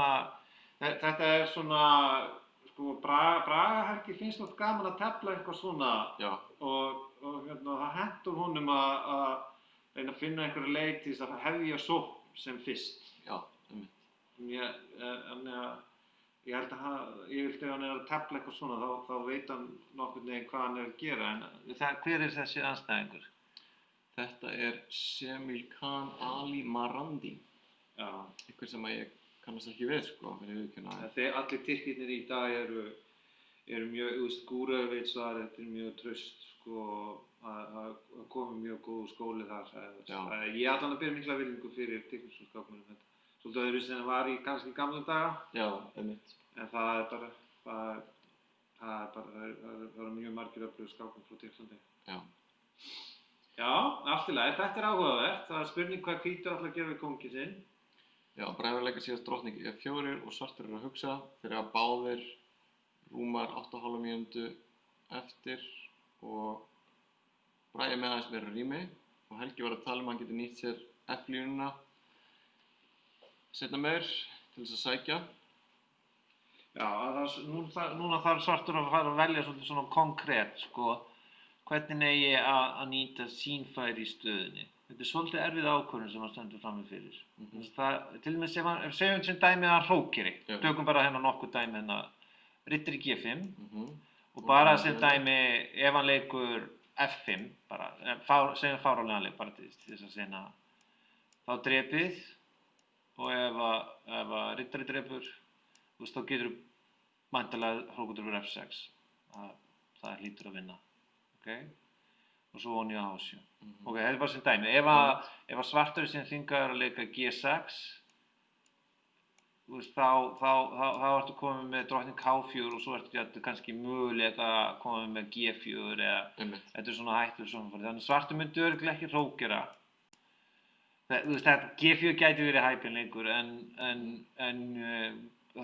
stundum er reynt að svara svona með því að leika H6, G6 eða þá að fara í eitthvað mótspil strax á drottningavæng. Eins og til dæmis riddari, annarkvort riddari, já til dæmis kannski væri positionalt rökrétt að leika riddari E7, setja þrýstingur C3 og vera tilbúin að fara með riddarann á kongsvæng. Já, einmitt. Það gæti verið einn möguleiki, sko. Einmitt.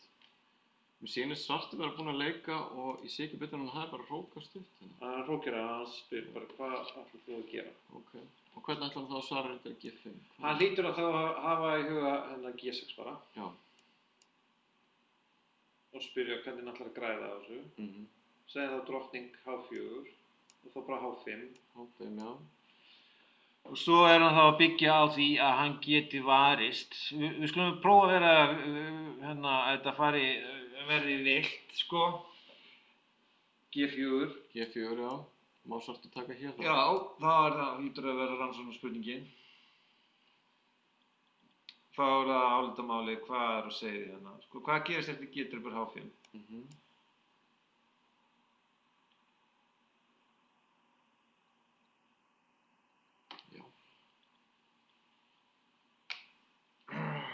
Það væri þá, Já, segja það hér kannski? Nei, má segja, ég með þetta eitt í hug hérna, prófa það fyrst, ekki drepa það. Ekki drepa það? Ekki gefa eftir, nei, ekki gefa það. Hvað gerist eftir í drefi? Já. Drottning hvað? H3? Já, þú vilt gera það, já. Sko, þá eru komnar alls konar tengingar, en núna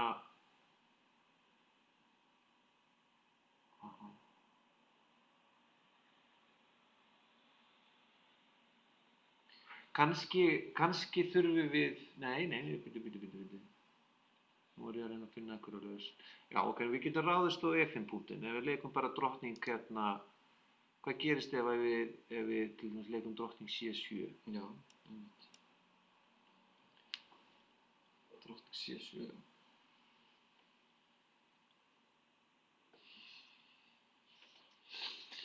Þannig að það sem Helgi væntanlega að hugsa er að eftir H-drepur G6 sem að hóta máti á H7 þá hefur svartur tíma til að verjast með drottningdrepur E5 skák. Já. Og getur þá hörfa kannski með drottninguna hingað. Já, svo er það líka bara sókn á hvítakónginn, sko. Já. Svona hvítakónginn. Einmitt. Þú veist, þetta er svona smá primitív tapmennska á hálfu hvíts en vegna þess að það eru aðrir valkostir en að leika G4 stöðina mínu mati. En þú veist, þetta er eitthvað sem að Bragi þarf að gera upp við sig, sko. Staðan er svona núna og Bragi hugsa eftir G6. Já, ég held að riddari G5 hljóta að vera eðlilegu leikur stöðinni. Hér kæmi til greina að bara þróa tapmenn að leika fóku D1 eða eitthvað slíkt, sko, en það var náttúrulega svara þeirri spurningu hver ætlar að hafa kónginn. Hann leikur drottning H4. Já. Ok, það er líka allt í lagi. Þú ert ekki komin ennþá á þeim skurðpunkti að taka þessa ákvörðun að leika G4. Nei, einmitt. Þú ert ekki ennþá komin þangað, þannig að það er allt í lagi. Sjáum til dæmis núna, ef að hvítur langkrókir til þess að koma í skjól. Já.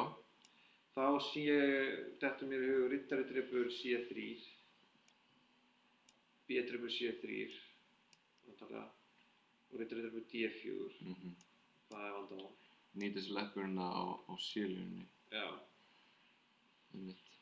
Það getur verið. En vísu sko, þetta er ekkert svo einfalt. Kóngur B1, hvað gerum við þá? Riddari F5 kannski. Já, riddari F5.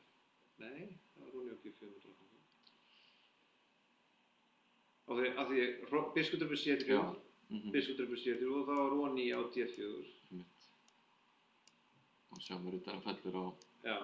D4, bæði drottning og hrókur hér. Akkurat. Þannig að, já, þetta eru áhugaverðir Nú er líka Bragi leikur G4, já. Já, hann fer í það, sko, ég veit ekki. En hins vegar þessi tímamörk, Já, einmitt. Getur allt gerst. þá er þetta, þú veist, þetta er svona í hans stíl. Já. En það er bara, ég hef verulega áhyggjur af mótspili Svarts eftir þetta reyðbúið D4. Spennandi staða hjá Braga, mér langar að sjá aðeins hvað er að gerast hjá... Hvað er gert eins og hjá Vigni? Hjá Vigni á 5. borði. Vignir var með þessu stöðu hér eftir byrjunina og við sáum hérna leikirna riddari A3 hjá hvítum, drottning C7, hrókur E1 og hrókur E8 og Vignir var að leika riddari F6 og Vignir er með töluvert verri tíma. Það er komin undir 4 mínútur. Já, þetta er ekki skemmtileg staða. Tapaði hann á hann Vignir eða? Hann tapaði hann, já. Þetta er ekki skemmtileg staða. Riddari B5, já. Mátt ekki missa svartreita biskupinn í svona struktúr. Nei, einmitt. Þetta er bara leiðindi. Heyrðu, skulum fara í eitthvað meira upplýfandi. Við erum eitthvað meira upplýfandi. Ég ætla aðeins að sjá lenku og hérna. Já, lenka með stöðu hér. Við sáum eftir byrjunina sem var bóku undir skörðanleik lenka hérna E5 og vorum skoðað þessi stöðu hérna áðan þegar lenka drap á D4. Svona þróaðist skákinn frekar við fyrstu sín passi staða hjá svörtum en svartur hefur ákveðið mótspil hérna á kannski svörtureitunum með ýmsar hótanir en það verða þetta mikil uppskipt af mönnum og eins og staðan hefur þróast já, þá er þetta orðið svona núna lenka leik H5 og því var Sara með H3 hjá hvítum. Getur hvítur unnið svona stöðu, Helgi? Já, svona praktískt séð þá er þægilegra að vera með riddarinn í svona stöðu til langs tíma. Já. Þannig ég myndi halda svona til lengri tíma að það væri það hvítur sem væri að sækja, sko. Því að G5P til dæmis ætti að vera veikara en F3P mögulega. Já. Þú veist, biskupinn, já, þannig að þú veist, þetta er svona hvítur. Ég held hins vegar að með bestu tarnu sko sé þetta jafntefli sko. Já. Ég held að svartur eigi bara að halda sér sko. Já. Hann hefur ekki forsendust til vinnings og hvítur þyrfti að taka einhverja áhættur. Já, einmitt. Við sjáum að svartur er með smá pressu eftir F-línunni og gæti, ef að annar hrókurinn fer eitthvað langt, þá gæti svartur drepið á G4. Já, það er alveg rétt. Þannig kannski má hvorugur gera mikið hérna? Já, ég myndi eins og í þessu, eftir þennan leik, þá myndi ég bara leika kóngur G6. Ég sé ekkert hvíti fyrir stöðu. Já. Ekki drepa, sko, það er óþarfi að búa til þetta staka peð og C7. Já. En það er svo sem líka möguleiki, sko. Það er líka möguleiki. Því ef ertu með sýningaborðið? Já. Ef við myndum byrja á því bara að segja sem svo að við myndum byrja að drepa á G4 á þessi dæmi og vantarlega drepa með HP, drepa svo á D5 Já. Drepa á D5 svo gætirðu þess að leggja hrókur H8 og hrókarnir fara þá á C-línuna, við myndum segja hrókur C1 svo ferðu bara með kóngur G6 Já. svo kemur hrókur hinn á C2 svo leikur hrókur H7 Já. og svo leikur bara hrókunum fram og tilbaka. Akkurat. Það er svona en sko á hinn bóginn finnst mér engin ástæða fyrir svartan að tefla þetta svona vegna þess að þetta er kannski að því það í einhverjum PES-endatöflum gæti hvítur sko farið að lappa með kónginn meðfram hvítureitunum. Já, einmitt. Þetta er svona, það er alveg óþarfi held ég. Ég held að þú getur bara leikið kóngur G6, haldið hrókunum á F-línu og haldið biskupnum á E6 og leikið bara kóngunum fram og tilbaka og spyr hvað ætlar að gera. Þannig að þú mátt ekki fara frá, þú mátt ekki yfirgefa F-línuna. Þannig að það er engin ástæða fyrir svartan að tefla svona sko. Einmitt. Skák Jóhanns var að ljúka og ég sé ekki betur en að hann hafi tapað sinni skák. Já. Við sáum að Jóhann var með töluvert þrengri stöð eftir byrjunina. Já, hann er slæmt að hann þurfti að drepa á C... Já. Sem að hvítu fórnar eftir tveimur peðum en fær í staðinn frábæra riddara á F5, vinnur síðan peð á G4. Þetta er þekkt mótíf. Og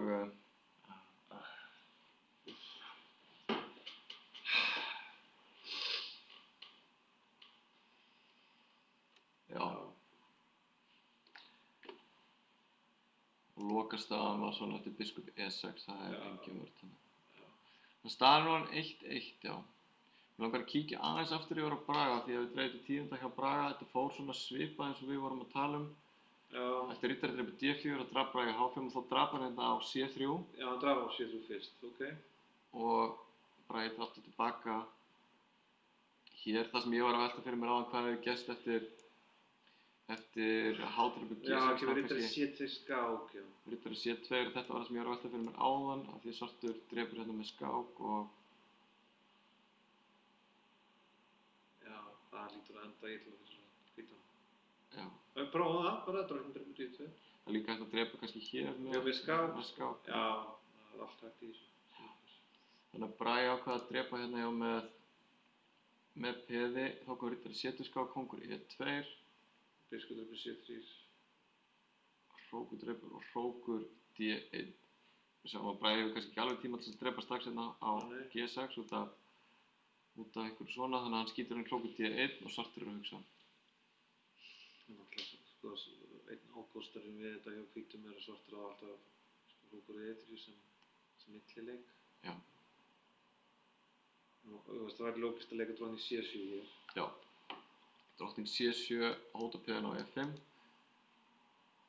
og ef svarturinn er að drepa E5 með skák, það er alltaf möguleiki fyrir drottninguna að skjóta sér í vörnina ef hún þarf. Já. Það er vont fyrir Braga að þurfa að bakka á valda þetta peð. Ég held að þetta sé bara að steypa hjá hvítum sko. Því miður.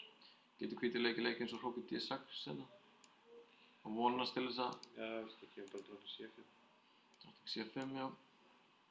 Þetta er orðið mjög óþægilegt, það er ýmsar hótanir. Já. Þetta lítur ekki vel út, verður að viðurkennast eins og staðar núna. Þetta er komið hrókur D1, þá kom hrókur E3 skák strax. Já, skákaði fyrst, já. Og svo hrókur D3 tilbaka. Já, það held ég að sé ekki eins kraftmikið framhald. En það breytir því ekki að staðan er ekki glæsileg. Hér gæti nú verið einhverjir sprikkisensar. Bragi drepur á G6 og hótar hann á loksins máti og nú er spurning hvort að svartur ætlar að drepa tilbaka með fráskák. Gerir það. Kóngurinn fyrir væntanlega hvað á G1 eða G2. G1 kannski. Já, hann verður að fara G1. Hann verður að fara G1. Gerir það. Sko.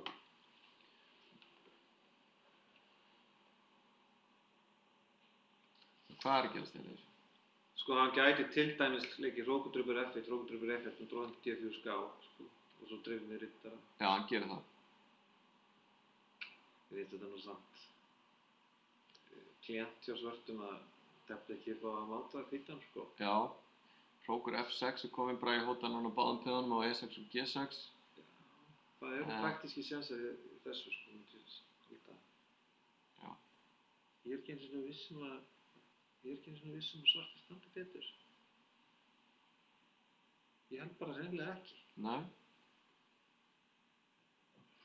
Þetta er stundum það sem að Bragi getur gert, að hóta svo miklu sprikli að andstæðingur verður hræddur. Já. Mín reynslu sú að það er langbest að vera ekki hræddur og reyna bara að reikna út og refsa fyrir galgopaháttinn, en stundum gengur það ekki, sko, hann er nefnilega helviti góður í...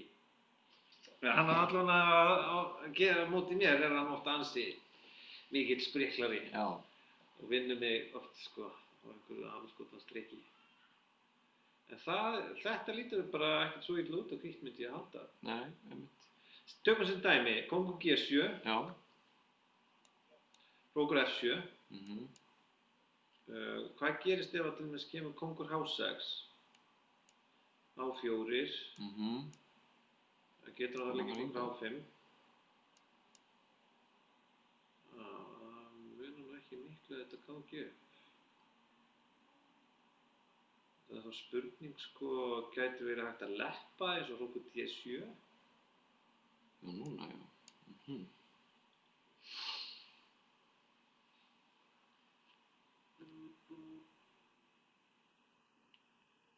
Einmitt, og við sjáum hvað Helgi er að hugsa eftir kóngur dreipur H4, þá var möguleiki fyrir hvítan að... Já, retreat, já. Það er betra.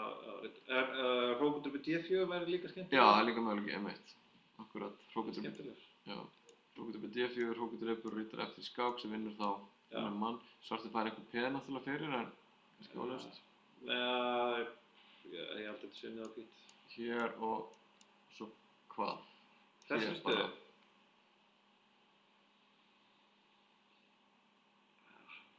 Hvítur eru allan ekki að tapa. Nei. Og það er nú mikill munur frá því að vera nánast mátina rétt aðan, sko. Einmitt. Kíkja hvernig þetta hefur þróast. Hrókurinn fór á A1 og Bragi tók peð á G6 og á leikið þessa stöðu. Sko þetta er mjög athyglisverð staða. Sko hérna myndi ég halda að skákar aftur, já, athyglisvert. Mjög athyglisvert. Út af því að sko menn hvíts vinna svo ótrúlega vel saman ef hann nær H4, H5, H6. Já. Þetta er náttúrulega ótrúlega mikil samvirkni sem að hvítu mennirnir hafa, þannig að sko ég held að hvítur sé ekki í mikilli tapahættu hér sko, þó svo að svartur sé að fá 2 samstæð frípið. Áttu við að ef svartur fyrir með kónginn á G7 að hvítur ekkert að vera elpast í þessu? Nei, bara H4, út af því að þetta er svo svakalega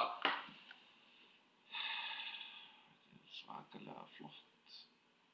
Það er alveg Já, bara, ég veit ekki, ég get ekki reiknað út hvort það gangi upp sko, en hann leikur kóngur í 8. Já.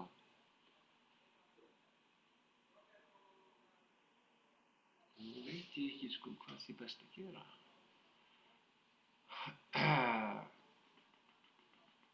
Sko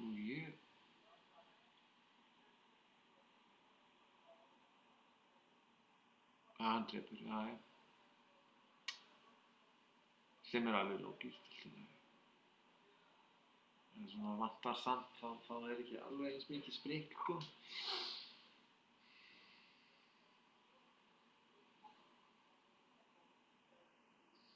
Það geti leist upp í jafntefli, sko. Já. Út af því að hvítur er með svo mikið á sko, sóknarfæri, hann er með svo mikinn kraft, sko. Einmitt. Þannig að fá mörg tempo og peðin hans eru komin lengra. Já, Tyrkja fyrir uppskipti á riddurum og leikur kóngur F7. Bragi á leik núna, hann... Já. Skákar á F6. Myndirðu halda að jafntefli verði líklegt hér? Já, ég held það. Já, ég held það. Ég held að svartur geti ekki haldið þessum peðinum.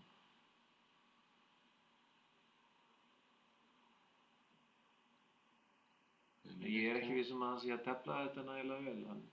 Ég skil ekki af hverju að vera að skáka til þess að setja kóng svars á betri stað sko, upp á verðsast hápinu. En þú sér að svartur er bara tefla upp á jafntefli. Já, og nú er þetta að leysast upp væntanlega eftir hrókur síðasta skák. Hvítur vinnur A7-peðið og svartur tekur peðið á F5. Já, það er ekkert annað í boði að taka jafntefli þessu. Já. En það er nú ágætis úrslit með hvernig þetta leit út. Og því sem ég bara jafntefli hér eins og við sjáum. Staðan 1,5. Já. Spennandi viðureign og við skulum kíkja kannski aðeins á ungmennin í hópnum. Vignir er aðeins búinn að, já, hvað gerist hérna? Vignir tapaði peðinu sína á F5 en fekk í staðinn þetta peð á C3 og tapaði síðan peðinu á B7 en Þeir eru tíminn í þessu. Vignir er með aðeins verri tíma, hann er með 30 sekúndur en Tyrkir með rúma mínútu. Mér finnst mjög gaman að Vigni hvað hann er orðinn úrræðagóður í sprikkleik, sko. Mjög. Hann finnst hann vera orðinn, hann tekið verulega framförum í. Já. Orðið svona háþróaðara með hvernig hann var fyrir svolítið síðan. Einmitt. En hvað þetta sprikk leiðir nákvæmlega veit ég ekki, en þetta lítur ekkert svo illa út með stöðuvandræðin sem það var komin í eftir byrjunina. Vignir var að leika hrókur E2 og þá kom hrókur F1. Kóngur G6 já. Vignir hefur smá færi fyrir peða sem hann hefur tapað. A4 já.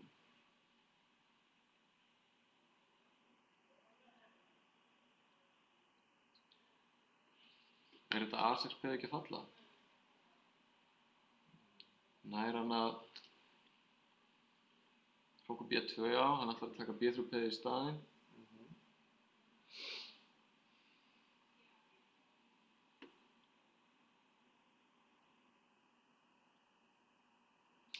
Það er nefnilega líka eitt sem að ég hef lært sko, er að svona þjóðir sem að voru svona slakari sko hérna með hvernig, þú veist, í gamla daga. Já. Það því að það voru líka þá oft kannski mjög lélegir í tækni og svona. Það mjög margir skákmenn eru miklu betur menntaðir í því sko. Já, já. Er það tilkoma þessara þjálfara sem hafa verið að fá? Það held ég, já. Já. Mér finnst það Vignir vera að berjast vel en ég held samt núna objektíft sé þetta.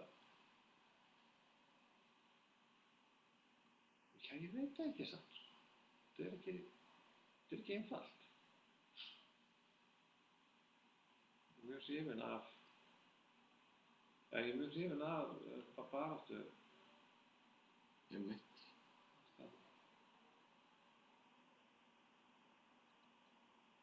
Skemmtilegur sko. Vignir var að leika riddari C5 og allt í einu er hvítur kominn með verri tíma, leikur hrókur E1 núna og núna. Nú er ég bara, þetta ekki bara að vera allt í lagi. Mögulega, ég veit ekki, það er svona ákvörðun, hann er alveg fallið. Kóngur F5, já. Sniðugleikur í tímanleik, hann er líka mjög praktískur sko, sjá veist hvað er það sem hann veldur anstæðingur næstu bobba sko. Einmitt. Keppendur fá 5 sekúndna viðbótartíma eftir hvern leik. Sko þetta getur farið, núna held ég að öll fyrir úrslitin séu í boði með tíman sem menn hafa. Hvítur þarf aðeins að passa sig ef svarti riddarinn kemst í spili hérna á D3 eða E4. Nú hann er að fara að tefla því vist. Þetta er frábært, svo er ánægður með Vignir núna. Hann hlýtur að drepa A6 eða leika hrókur A2. Þannig að hann er örugglega freistað til þess að leika hrókur A2 sko. Það er ekki rétt. Nei. Það er skynsamlegra, held ég. H3 athyglisvert. Það er heldur betur búið að snúast við. Ég veit ekki með þennan leik skil ég ekki. Er hann að reyna að stoppa riddari D4 skák? Hvað? Riddari D6? Já, ég veit ekki að því sko. Hrókur F1. Næ, hann að halda peðinu, já, hrókur A3, riddari C4. Nú er hann tapaði sko. Já, hann getur líka eftir skák. Hann leikur því ekki. Hann gæti líka eftir skák. Ég held að hann tapaði líka. Hrókur A4 var ég lögur í honum. En þú veist, þetta er náttúrulega svaka paník. Já, einmitt. Þetta er allavega objektíft orðið jafntefli, sko. Já, þetta er mikilvægt að Vignir er með hrókinn á A2 og lokar hvíta kónginn af, þannig að hvítur einhvern veginn. Þetta er G5, já. Og núna... Og Vignir býður í jafntefli. Vignir sem að andstæðingurinn hans hafnar. Teflir áfram, hann er peðið yfir þetta, allt í lagi að reyna.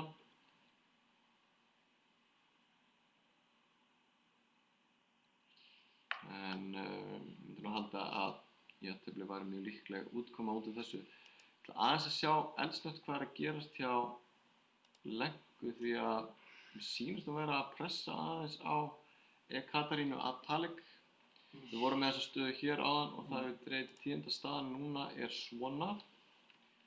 Og Lenka var að leika síðast biskup C4 og þá kom kóngur E2 og Lenka er að vinna riddarann á D3. Nei, þetta er staðan. Þetta er staðan.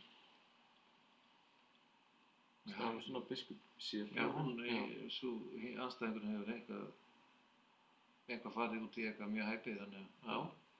Við sjáum að væntanlega ef að hvítur heldur sér fast Það og bara fyrir appið upp, sko. valda riddarann þá verður þetta apið ekki stöð. Svarti getur drepið hvenær sem er á D3 þegar peð er komið nógu nálægt og þannig að hún valdi þennan kost að gefa riddarann sem að hlýtur að vera. Er þetta rétti tími líka? Hún er miklu betri tíma? Miklu betri tíma, já. Hrókur A4, og biskup B5 og A3, já. Sjáum að Lenka getur núna leikið hrókur B2 skák, er þetta ekki bara búið? Nei, það er honi, hann vandar á B... Já, hún var að leika sér skákinni. Hún var að leika sér skákinni, sko. Æjæjæjæj, biskupinn á B5 er í uppnámi. En er þetta virkilega réttu tími? Ég held Er þetta bara búið á svart, sko, núna? Því miður lék Lenka af sér biskupnum á B5. Þetta er bara búið, sko. Ég skil ekki að hún hafði svo mikinn tíma, það var engin ástæða til þess að flýta sig svona. Nei, einmitt. Þetta er ótrúlegt. Æjæjæjæj. En þetta er koltapa. Þetta tapaði því miður. Við sáum þessa stöðu hér, þar sem að Lenka var aðeins og fljótfær með að leika hrókur B2 skák. En ég var ekki heldur hrifinn af þessu að það ferði aðeins tilbaka. Já. Bara þegar hún er nýbúin að vinna manninn, sko. Ég er ekki heldur hrifinn af því að vera að gefa öll þessi peð á kóng, þannig að það er enginn þörf á því, þegar þau dreipur hana. Og þá ef maður er um smá tíma, þá bara að hugsa hvað er það sem andstæðingurinn vill og reyna að koma í veg fyrir það. Þá til dæmis bara, eins og í þessari stöðu, bara að leika biskup B5. Já, og ef að... Spyrja hvað viltu gera, ef þú drepur C6, þá líka hrókur C3. Einmitt. Og loka sílinn og eftir uppskipti hér, þá var mjög auðvelt fyrir svartan að stoppa hvíta þrípeð og svartu vinnur auðvitað sínum peðum. Já, þú veist, það bara þarf það skiptir ekki máli að leika besta leiknum, heldur að reyna að finna hvað er það sem að stoppar mótspil. Einmitt. Staðan er svona núna. Hroðalegt, þetta er hroðalegt. Þetta eru hroðaleg úrslit. Það byrjuður að...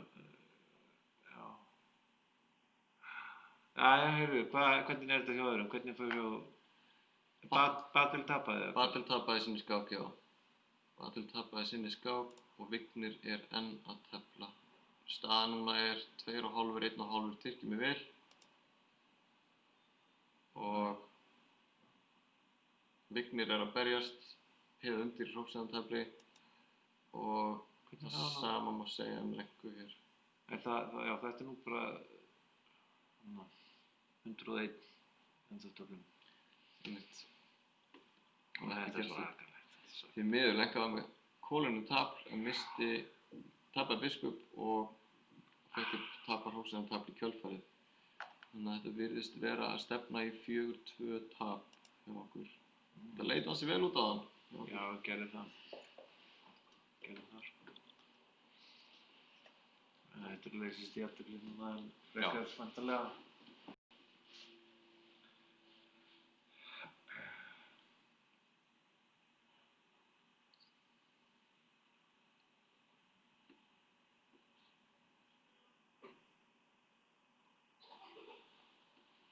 Þetta er þekkt jafnteflisstaða sem komur upp hér, auðvitað getur hvítur reynt og gerir það væntanlega, drepur á G5 og svartur setur hrókinn svona á B6, lokar... Já, getur skákað líka, sko. Getur skákað líka, já. Og við þekkjum þetta, Fílidor varnaraðferðin að hafa hrókinn á sjöttu rautarhraunni og bíða eftir að hvítur getur ekki gert neitt annað en að fara með peðið áfram og þá fyrir svartur hrókurinn upp í borð og skákar hvíta kónginn aftan frá. Þetta er væntanlega bara semjaður jafntefli innan skams hérna. Vignir þekkir þetta auðvitað. Já, það er endtaka bara leiki. Þá kemur G6 og þá leikur Vignir hrókur D1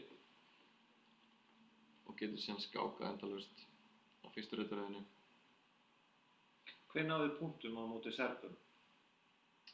Það var Jóhann og Batil bæði með jafntefli. Já. Og jafntefli staðfest úrslit hjá Vigni, lokatölur 4-2 í þessari viðureign. Tyrklands og Ísland leit mjög vel út á tímabili fyrir íslenska liðið. Lenka með mjög vænlega stöðu sem hún missti niður í lokin. En svona er þetta stundum. Ísland áfram með 2 stig í D-riðli og Tyrkir með fullt úr stiga á toppnum eftir þessa viðureign. Við gerum smá hlé og komum aftur með viðureign Íslands og Danmerkur eftir smástund.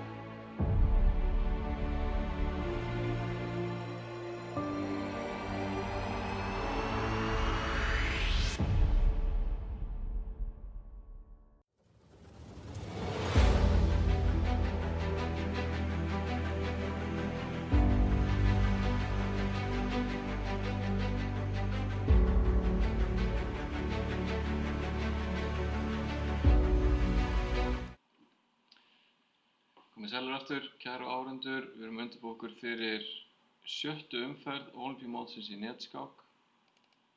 Þar sem að íslenska liðið mætir Dönum. Íslenska liðið tapaði áðan fyrir Tyrkjum 4-2 eftir hörkuviðureik sem leit býsna vel út fyrir íslenska liðið á tímabili og við sjáum núna stöðuna eftir 5 umferðir. Tyrkir, Norðmenn og Serbar eru ennþá í fyrstu 3 sætunum með fullt úr stiga 10 stig og það virðist ekkert geta komið í veg fyrir í augnablikinu að þessi lið fari áfram upp úr deildinni. Króatar og Svíar með 6 stig, Írar með 3 stig, Íslendingar með 2 ásamt Gvatemala, Danir 1 og Chile án stiga og íslenska liðið mætir því danska núna, hefur ekkert gengið hjá Dönum hingað til og ég ætla að fara aðeins yfir viðureignina gegn Dönum. Jóhann hefur hvílt á fyrsta borði gegn Mads Andersen, ungum sterkum stórmeistara. Bragi Þorsteinsson svart á öðru borði gegn Jesper Thibaud, þeim unga og efnilega skákmanni sem orðinn stórmeistari og fyrrum Evrópumeistari ungmenna, teflir fyrir Fjölni á Íslandsmóti skákfélaga og Mads Andersen meðlimur í skákfélagi Akureyrar, þeir hafa báðir teflt hérna á Íslandsmóti skákfélaga. Lenka á 3. borði hefur hvílt gegn Esmat Susan Gindi, Liss á 4. borði svart gegn Ellen Kakulidis, Vignir á 5. borði með hvítt gegn Jónas Bjerre. Þeir þekkjast nú vel, Vignir og Jónas, gott ef þeir eru ekki bara jafnaldrar.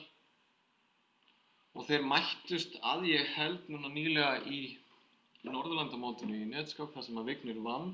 Ég held ég sé að fara með rétt mál. Batel á 7. borði með svart gegn Njenke van den Brink, mjög efnileg stelpa. Ég sé hana tefla á Norðurlandamóti í stúlkna. Þannig að það verður gaman að fylgjast með þessari viðureign. Eins og ég var að segja, það hefur lítið gengið hjá Dönum hingað til. Og við förum að fá viðureignina upp, hún fer að hefjast hvað á hverju og við skulum athuga hvort að íslenska liðið er tilbúið inn í sal. Þeir eru búin að koma sér fyrir, við sjáum þau þarna.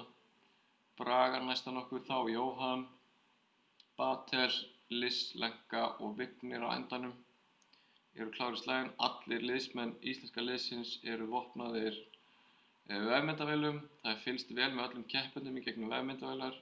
Skákdómarar, bæði hér heima og erlendis sem fylgjast með viðureignunum. Allt færi fram eftir settum reglum. Og viðureignin áðan gegn Tyrkjum mjög spennandi. Því miður þá datt þetta ekki með okkur Íslendingum í lokin. Lenka með mjög vanlega stöðu í sinni skák og var manni yfir. En missti undir höndunum í lokin og tapaði. Og viðureignin tapaðist þá 4-2. En eins og þetta byrjaði þá leit þetta frábærlega út. Liss vann sterkan kvenstórmeistara í 12 leikjum. Við fórum yfir það í náðan þegar Liss kom til okkar. Frábær úrslit hjá henni. Viðureignin er farin af stað og við sjáum hérna strax skák Jóhanns á fyrsta borði. Hann með hvítt gegn Mads Andersen og það er E4, E5. Andersen, já, hér fáum við strax óvæntan leik frá Jóhanni í öðrum leik. Hann teflir kóngsbragð, hvorki meira en minna. Þetta er gaman að sjá. Andersen er mjög reyndur í spænskum leik og ef maður rétt teflir yfirleitt alltaf Breiðarafbrigðið fyrir þá sem það þekkja. Eftir riddari F3 og riddari C6 og biskup B5 hefðbundinn spænskur leikur en Jóhann bregður strax út af og leikur F4 og biskup C4 sem er svona gamaldags kóngsbragð, leyfir þessa skáka á H4 og ég held að menn sé nú ekki mikið að skáka þarna H4 í dag, það var meira gert fyrir 100 árum síðan. Hér er hægt fyrir svartan að gefa peð strax tilbaka og leika D5 og svo riddari F6 og það er mjög þekkt en Andersen leikur riddari C6, þá kemur riddari F3 og G5 og núna hugsar Jóhann. Við sjáum að eftir D4 þá getur komið hérna G4 og í gamla daga þá voru menn stundum að fórna þessum riddara á F3 með að hróka bara og skilja hann eftir og fá færi eftir F4 í staðinn. Og Jóhann leikur D4, það er spurning hvort að Jóhann ætlar að fórna riddaranum eftir G4, hvort hann ætlar bara að hróka hann. Þetta verður mjög spennandi að sjá þetta. Kíkja strax yfir til Braga á öðru borði, hann með svart hérna gegn Tíbó. Og Braga að tefla einhvers konar kóngsindverja, drepur á D4 og þá snýst þetta yfir í drekaafbrigði, svona Maroks í uppstillingu hjá hvítum, svipað eins og við sáum dálítið í skákunum í gær. Það voru margar skákir í gær sem teldu svona, hvítur hefur þessi sterku peð á C4 og E4 sem að halda aftur af svörtu peðunum á miðborðinu, þannig að svartur hefur miklu minna rými. Þannig að svartur þarf að vera dálítið klókur að búa sér til mótspil með einhverjum hætti. Og hér mjög eðlilegt bara fyrir Braga að leika D6 og svo riddari C6. En Bragi hugsar það, spurning hvort hann ætla eitthvað að bregða út af hefðbundnum leiðum. Lenka á þriðja borði hérna með hvítt í frekar rólegum enskum leik. Leikur D4 og það má gera ráð fyrir að þetta sé drepið. Uppskipt á D4, riddari drepið D4 og allt drepið og kannski biskup F6 og eftir léttir á stöðunni. Hvítur hefur alltaf örlítið meira rými í svona stöðum og bara pínu lítið frumkvæði ef eitthvað annars staðan í nokkru jafnvægi bara. Við ætlum að kíkja næst á Liz á fjórða borði. Hún með svart hérna og að tefla að því virðist einhvers konar tarrasvörn, þannig að þróast yfir í það eftir C5, riddari C6 og C4, hún leikur biskup E7, já. Og þetta drepið á D5 og nú spurning hvort hann ætlar að drepa þetta með peði eða riddara. Í svona stöðum, ef að svartur drepið með riddara, þá gæti hvítur reynt að leika E4 og taka yfir eitthvað rými á miðborðinu. En svartur getur líka drepið með peði, en þá þarf svartur að vera tilbúinn að taka á sig stakt peð á D5 í framhaldinu. Þannig að nú hefur Liz val hvað hún ætlar að gera. Vignir á fimmta borði að tefla við Jónas Bjerre og það var drottningabragð, móttekið drottningabragð. Vignir drepur á C4 og hörfum biskupinn á E2. Vignir teflir þetta frekar rólega en þetta samt staða sem að ég held að henti Vigni mjög vel. Hann hefur teflt þetta mikið svona með hvítumönnunum. Hann ekkert að þennis eftir byrjunina, hann treystir meira á svona ákveðna útsjónarsemi í miðtaflinu. Vignir mjög klókur í svona stöðum þar sem að allir mennirnir á borðinu og mikið rými fyrir liðsflutninga. Við sjáum að hvítur hrókarnir væntanlega að fara á D1 og C1 og þá hvítur klár í slaginn. En þessi staða mjög samhverfa. Við sjáum að staðan hjá báðum nánast einu munurinn þessi riddari á hvítum á C3 en svarti riddarinn á D7.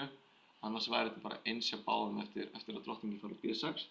En hvítur auðvitað alltaf leika á undan og það það sem að skilur á milli. Hrókur C8. Ok, og kíkjum þá á Batel sem með svart hér gegn Van den Brink og hér hefur dreigið til tíðinda. Þetta mjög áhugavert. Batel að tefla hérna drekaafbrigðið eins og hún gerir oft og hvítur drep með drottningu á D4. Batel leikur riddari F6 og eftir E5 þá í fljótu bragði lítur þetta ekki vel út fyrir svartan. Riddarinn á eiginlega reyti til að fara á en hún auðvitað leikur riddari C6 og hótar þá bæði drottningur á peðinu. Hvíta drottningin fer hérna yfir á H4 og þá kemur skemmtilegu leikur hjá Batel, riddari drepur E5 og hvítur að hugsa núna. Við sjáum að hugmynd Batelar eftir riddari drepur E5 þá getur komið drottning A5 skák sem að vinnur riddarinn tilbaka og þetta þekkt hugmynd í sigurlega vörn mörgum afbrigðum. Hvítur fær nánast enga bætur fyrir peðið þannig að Batel klók þarna og virðist hafa komið þeirri dönsku mjög óvart.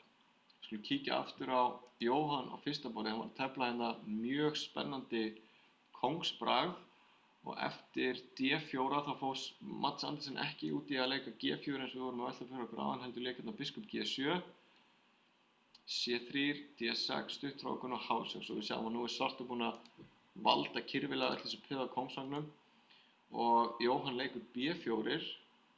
Hann bæði að sækja sér smá rými á drottningvagnum og líka undirbúa kannski að leika drottning B3 þannig að svartur get ekki angrað drottningun á biskupinn með riddara A5. Stundum í svona stöðum þá getur hvítur leikið G3 til að reyna að opna F-línuna til að fá einhver sóknarfæri. Hvítur búinn að fórna peði og hann verður að fá einhverja bætur fyrir peðið en stundum liggur kannski ekkert svo mikið á því að hvítur hefur miklu meira rými með þessi sterku miðborðspeð.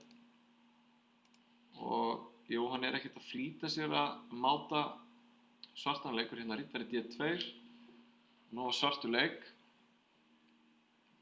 Fyrsta sem mér dettur í huga hvort að svartur geti hoppað með hennar riddarinn á E3 En Jóhann er væntanlega undirbúið að leika drottning B3 við fyrsta tækifæri og reyna síðan að tengja hrókana.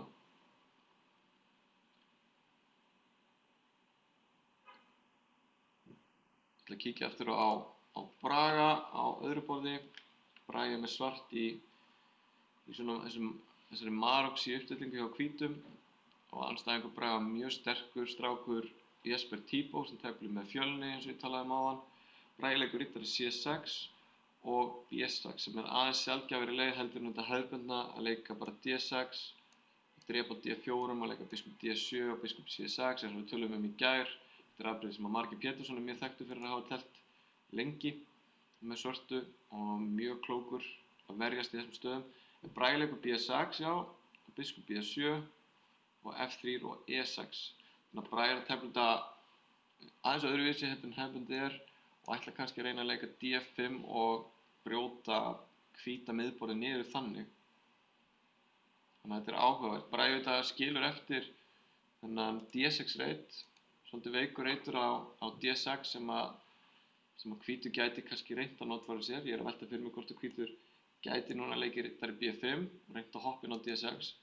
Ég held að Bragi megi alls ekki leyfa hvítum að planta riddaranum sinni þar og hvort að Bragi ætli þá að leika eins og D5 og eftir einhverju uppskipti hér kannski að hoppa með riddarann sinn á B4 og reyna sinn að vinna D5 peði. Þetta er svona eina af þessum hugmyndum sem svartur hefur til að brjóta niður miðborðið á hvítum í þessu afbrigði. Þannig að hvítur hugsar eftir E6. Lenka var með svona frekar rólega byrjunartakmörku í enskum leik. Hann hoppaði með riddarann sinn á E5 og fór með biskupinn svo á F3 og staðan er svona núna þegar Lenka á leik og mér sýnir svona fljótt á litið að svartur sé búinn að jafna taflið. Svartur er ekki undir mikilli pressu hér. Ætti núna kannski að geta leikið hróku D8 eða jafnvel farið í uppskipti á C-línunni og létta aðeins á stöðunni. Skulum kíkja á stöðuna hjá Liz. Hún er með svart hérna í Tarrasvörn og var að leika hérna C4 sem er svona þekkt hugmynd í Tarrasvörninni ef að svartur vill ekki sitja eftir með þetta staka peð, þannig að svartur læsir peðastöðuna á drottningvængnum. Hvítur reynir strax að brjóta niður þessa peðastöðu með að leika B3 og Liz bara hrókar rólega, hún er ekkert að drepa þetta. Það væri gott fyrir svartan ef svartur hefði tíma til að ná að leika leikjum eins og A6 og B5 til að festa þetta peð á C4 en auðvitað geti hvítur alltaf reynt að brjóta þetta niður með að leika A4 sjálfur og svartur þarf að gæta sín á því að vera ekki að opna stöðuna of mikið vegna þess að þessi biskup á G2 getur verið hættulegur. Þannig að Liz hrókar bara strax og leyfir B3 C4 dreipur þá tilbaka með D5 og þá hefur hvítur smá pressu á þetta peð á C4 og opna B-línu og getur þá líka telt upp á að taka yfir miðborðið með að leika E4. Drottning A4 hótar strax peðinu á C4 og hvað er hvítur að hugsa núna ef að Liz myndi taka peðið á D4, riddari dreipur D4 þá er spurningin hvort að hvítur ætli bara einfaldlega að drepa þá á C4 geti gert það. Í þessum stöðutípum þar sem að biskupinn situr eftir á C8 þá í svona Katalan stöðutípum þá er þessi biskup á G2 stundum svolítið óþægilegur fyrir svartan ef svartan er ekki að ljúka liðskipurinn sinni tímanlega, þannig að Liz er að hugsa hér. Hún getur líka kannski reynt að valda peðið sitt á C4 með að leika biskup E6 en þá kannski gæti hvítur reynt að angra biskupinn á E6. Þannig að Liz hefur núna val þessa tvo möguleika að mér finnst að reyna að valda peðið eða taka peðið á D4. Við sjáum að ef að svartur dreipur á D4 og hvítur leikur hróku D1 til að nýta sér þessa leppun á D-línunni þá getur svartur bjargað sér með að dreipa með skák og síðan þá fara með drottningur eitthvað eða sett biskupinn á D7 kannski drottning C7 og valda peðið sitt. Reyndar hefur hvítur kannski talsvert spil í svona stöðu með biskup F4 en það var áhugavert að sjá hvaða ákvörðun Liz tekur og hún leikur leik sem að mér datt ekki í hug. Hún valda peðið sitt með að loka fyrir drottninguna með að leika riddari B4 og núna veltir maður fyrir sér hvað gerist til dæmis eftir leik eins og A3, þá væri hún ekki gaman að þurfa að fara með riddarann af því að peðið fellur á C4, en það er kannski spurning hvort að svartir hafa þá tíma til að leika biskup D7 og reka drottningunni í burtu og bakka þá með riddarann tilbaka. Og D5 getur verið dálítið klókt hjá Liss að leysa þetta svona. Skulum kíkja á Vigni á 5. borði, hann var með svona frekar rólega stöðu sem ég var að tala um áðan eftir byrjunina. Þetta er staða sem ég hef séð Vigni tefla mjög mikið í, eða svona stöðutýpa sem ég sé Vigni tefla mjög mikið í netskák. Hann er góður í þessu eins og ég var að segja það. Hann drepur á A4 með riddara og riddarinn getur þá kannski hoppað á C5 og það er þetta skotmark á A6 þessi veikleiki á A6 sem að hvítur kannski ætlar að reyna að sækja að í framhaldinu. Og ef að riddarinn kemst á C5 og hrókarnir komast kannski yfir að A-línuna seinna, þá geti verið dálítið erfitt fyrir svartan að eiga þetta peð. En svartur þarf að vera dálítið sniðugur í svona stöðu og reyna kannski að finna hentugan tímapunkt til að losa sig með að leika A5 einhvern tímann ef að riddarinn kemst á C5. Við sjáum að Jónas Berri leikur riddari E4 og valdar þá C5 reyndin þannig. Kemur á F4 þetta plan Vignis. Nú er kannski spurning hvort að Vigni megi leika riddari B6. Hefur það auga með hróknum á C8 og D7 reitnum. Þá kannski gæti Berri að fara í uppskipta hrókum á C1 og riddarinn kannski dálítið losaralegur á B7. Kíkjum aftur á Batel á 5. borði, hún var klók í byrjuninni eins og við sáum á hann með E5 og vann peði með drottning A5 skák, er það peði yfir og hvítur hefur reyndar tækifæri núna til þess að græða nokkuð tempó hérna, leika hróku D1 hóta drottningunni og svartur er ennþá aðeins á eftir í liðskipan. Hún á eftir að koma biskupnum á C8 í spilið. Nú gæti hún kannski leikið drottning C5, reynt að valda peðið sitt eða þá fara með drottningun á B6 og hóta peðin á B2 í staðinn. Það er líka möguleiki Batel að hugsa eftir hróku D1.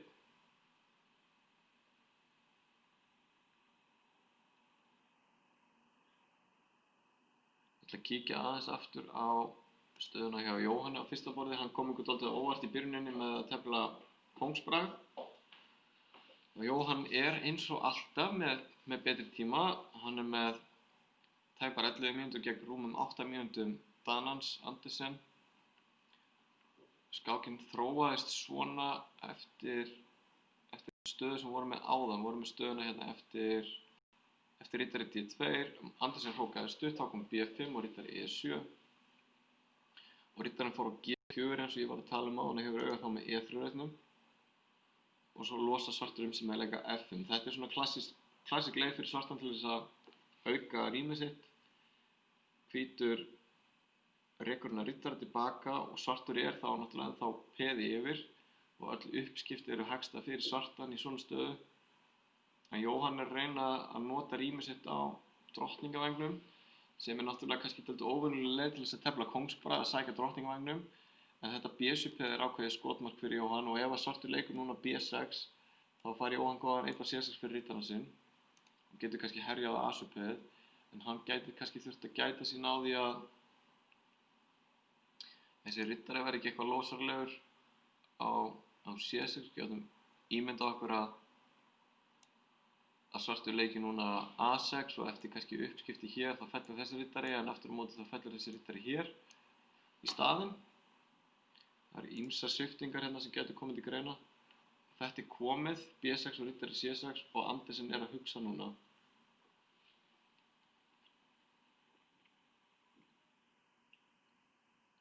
Hann byrjar að fara með riddarinn sinn á G3. Kannski er hann að velta fyrir sér að reyna að losa sig með að leika peðinu til A6. Og nýta sér það þessi riddari bara valdaður á peði. Ef svartur er að losa sig við þetta A7 peð þá er kannski svartur með aðeins betri stöðu. Við skulum kíkja á Braga, hann er með svart í þessari stöðu hér og þetta hefur þróast eftir þennan leik E6 vorum að tala að Bragi væri kannski að reyna að tefla upp á að leika D5 á hentuðum tímamóti og lék hvít drottning D2 og Bragi leik hrókur E8. Hann er ennþá að hugsa að reyna að leika D5 og hann stillir hrókunum sínum upp á E8. Þetta er svona prophylaxis að hann er að undirbúa að hrókurinn getur tekið þátt á E-línunni. En þá drepur hvítur á C6 og Bragi drepur þá tilbaka með peði og staðan breytist á aðeins, það verður uppskipt á drottningum. Og Bragi leikur C5 og í þessar stöðu hér er ég pínulítið hræddur að Bragi sé að lenda í smá vandræðum því að hann hefur töluvert minna pláss og hvítur hefur full völd á D-línunni. Og það er mjög erfitt fyrir Braga að andæfa á D-línunni. Hann þyrfti að geta létt á stöðunni með hrókur D8 en það er svolítið langt í að nái því að koma kóngnum yfir, hann leikur kóngur F8 á. Væntanlega er planið að fara með kónginn á E7 og reyna síðan að létta á stöðunni með hrókur D8. Það væri líklega fljótfærni hjá hvítum að fara strax með hrókinn inn á D7, þá getur komið biskup C6 og hrókurinn á ekkert annað en að fara bara tilbaka aftur. Annar möguleiki fyrir hvítan er að hoppa með hennar riddara hérna inn og reyna að nýta sér hennar D6 reit. Þessi biskup hjá Braga á G7 er svolítið aðgerðlaus í augnablikinu. Þetta er langt í að hann geti virkað hennar biskup. Þannig að kannski getur Tíbó reynt að nýta sér þetta núna. Hann er að hugsa og væntanlega er hann að finna leið til þess að nýta sér þetta pláss sem hann hefur og betur staðsetta menn í þessari stöðu. Staðan er lengur og svona, hún kom með drottninguna yfir að H3. Við sáum þessa stöðu hér áðan. Hrókur D1, biskup E4 og drottning H3 hóta peðina á H7 og því á saman með G6. Svartur er aðeins búinn að veikja sig á kóngsvagnum og hvítur er með þessa sterku biskupa á löngu skálínunum. En það er spurning hvernig hvítur á að halda áfram og nýta sér þessa veikleika, ef það er hægt að kalla þetta veikleika, í svörtu stöðunni. Hvítastaðan er þetta mjög traust. En það er erfitt að finna, hún bakkar bara með drottninguna F3. Það er erfitt að finna svona einhverja beinleið til að halda áfram. Kannski lenka undirbúa núna leikið eins og H4, H5. Að reyna eitthvað svona pota á kóngsvagnum, búa til frekari veikleika þar. Lenka hefur örlítið betri stöðu. Og það er smá pressa á svörtum að hvort að svartur eigi að gera eitthvað eða bara bíða rólega. Því ef svartur reynir eitthvað eins og F5 þá náttúrulega verður biskupinn á B2 enn sterkari. Þannig að Esmat Gindi er að hugsa eins og staðan núna. Hér er staðan hjá Liss aftur, við vorum með þessa stöðu áðan eftir riddari B4. Drottning B4 hótar þá peðinu á C4, þá kom áhugavert. Þá kom A6, drottning drepur C4 og biskup E6. Og nú er hvíta drottningin nánast að falla. Hvítur á bara þennan D5 leik og gefur peði tilbaka. Þá kom hrókur C8 hóta drottningunni og riddari drepur D5. Og þetta er skemmtileg taktmennska hjá Liss. Hann er búinn að koma Ellen Kakulidis í töluverðar vandræði með drottningunni sína. Og við sjáum að ekki nóg með það að drottningin sé í vandræðum, heldur er þessi biskup á leiðinni til F6 í framhaldinu sem að gæti orðið mjög erfitt fyrir hvítan. Ég er ánægður með þetta hjá Liss, hvernig hún leysti þetta í byrjuninni. Ég myndi halda að Liss væri með mjög góða stöðu hérna. Við sjáum að annar möguleiki fyrir svartan er að hoppa með riddarann sinn á C2, til dæmis eftir leikum sem drottning B1, þá getur komið riddari C2 og hrókurinn lokast inni á A1. Ef að drottningin fer á D1, þá geti komið biskup F6, hrókur B1 og til dæmis afsakið eitthvað eins og riddari drepur hér, riddari C3 á leiðinni. Þetta er mjög óþægilegt fyrir Kakulidis að þurfa að leysa þetta og hún er enn að hugsa eftir biskup drepur D5. Vignir gegn Jónas Bjerre, býtur við, hvað hefur gerst hér? Vignir gerði þetta sem vorum að tala um áðan, hann lék riddari B6, þá kom hrókur drepur C1 eins og vorum með og ég hefði pínu áhyggjur að riddarinn yrði í vandræðum á B6. Já, ok, hann leikur biskup H4.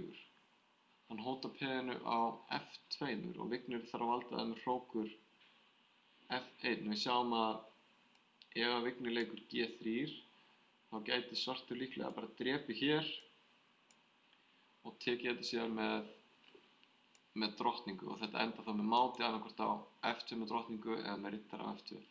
Og þetta hefði ekki gengið fyrir Vignir. Hann valda F2 peðið sitt með hrók, þá kom drottning B6, hótar þá bæði riddaranum sem óvaldaðar og B6 og líka peðina á B4 og vinnur síðan peðið á B4.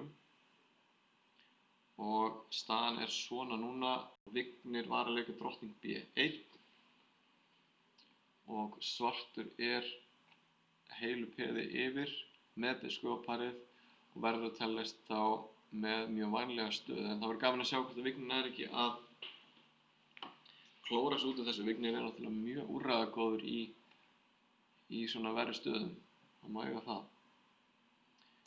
Batel var orðin peði yfir eftir byrjunina og hún það ennþá, var að leika síðast E6 og þetta lítur bara alveg ljómandi vel út hjá henni, sýnist mér. Hún með drottningun á B4 og hóta peðinu á B2 og það líka svona óþægileg leppun á fjórðu reitarröðinni. Nú það hvítur að ákveða hvernig hún ætlar að bjarga þessu peði á B2. Við sjáum að hún má ekki leika því áfram. Það fellur riddarinn á C3 og ef að hvítur leikur hrókur B1 þá kannski getur bara Batel klára liðskipurna sína með biskup D7 og svo hrókur C8.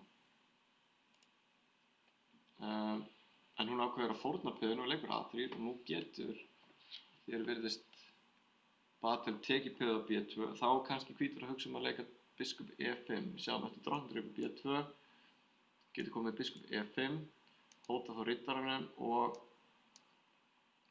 með smá press á drottninguna á B2. Svartur þá líklega að leika hvaða riddari D7 sýnist mér.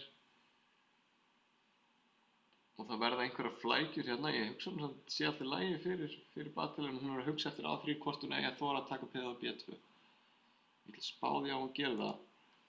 Kíkjum aftur á Jóhann á fyrsta borðið. Hann búinn að vinna þetta peðið á A7. Vorum með þessu stöðu hér áðan og Jóhann tók bara peðið á A7. Við sáum að við vorum alltaf fyrir hvort svartur ætti að leika A6 og var ýmsar flækjur í tengsli við hennar riddara hérna á F5.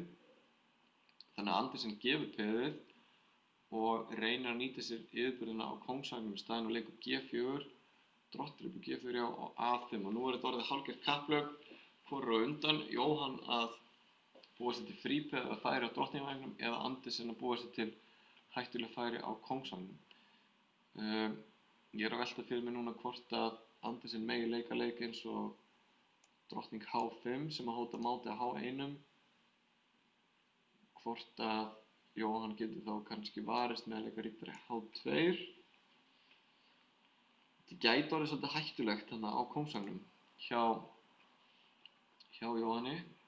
Þetta mjög spennandi staða. Eins og ef við vorum að byrja að fylgjast með útsendingunum núna þá teldi Jóhann kóngsbræð í byrjuninni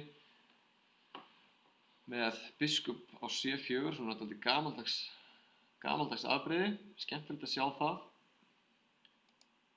Gamla daga þá þótti alveg dauðasynd að tefla kóngsbræð í liðakeppni en Jóhann ekki hræddur við það. Þetta staðan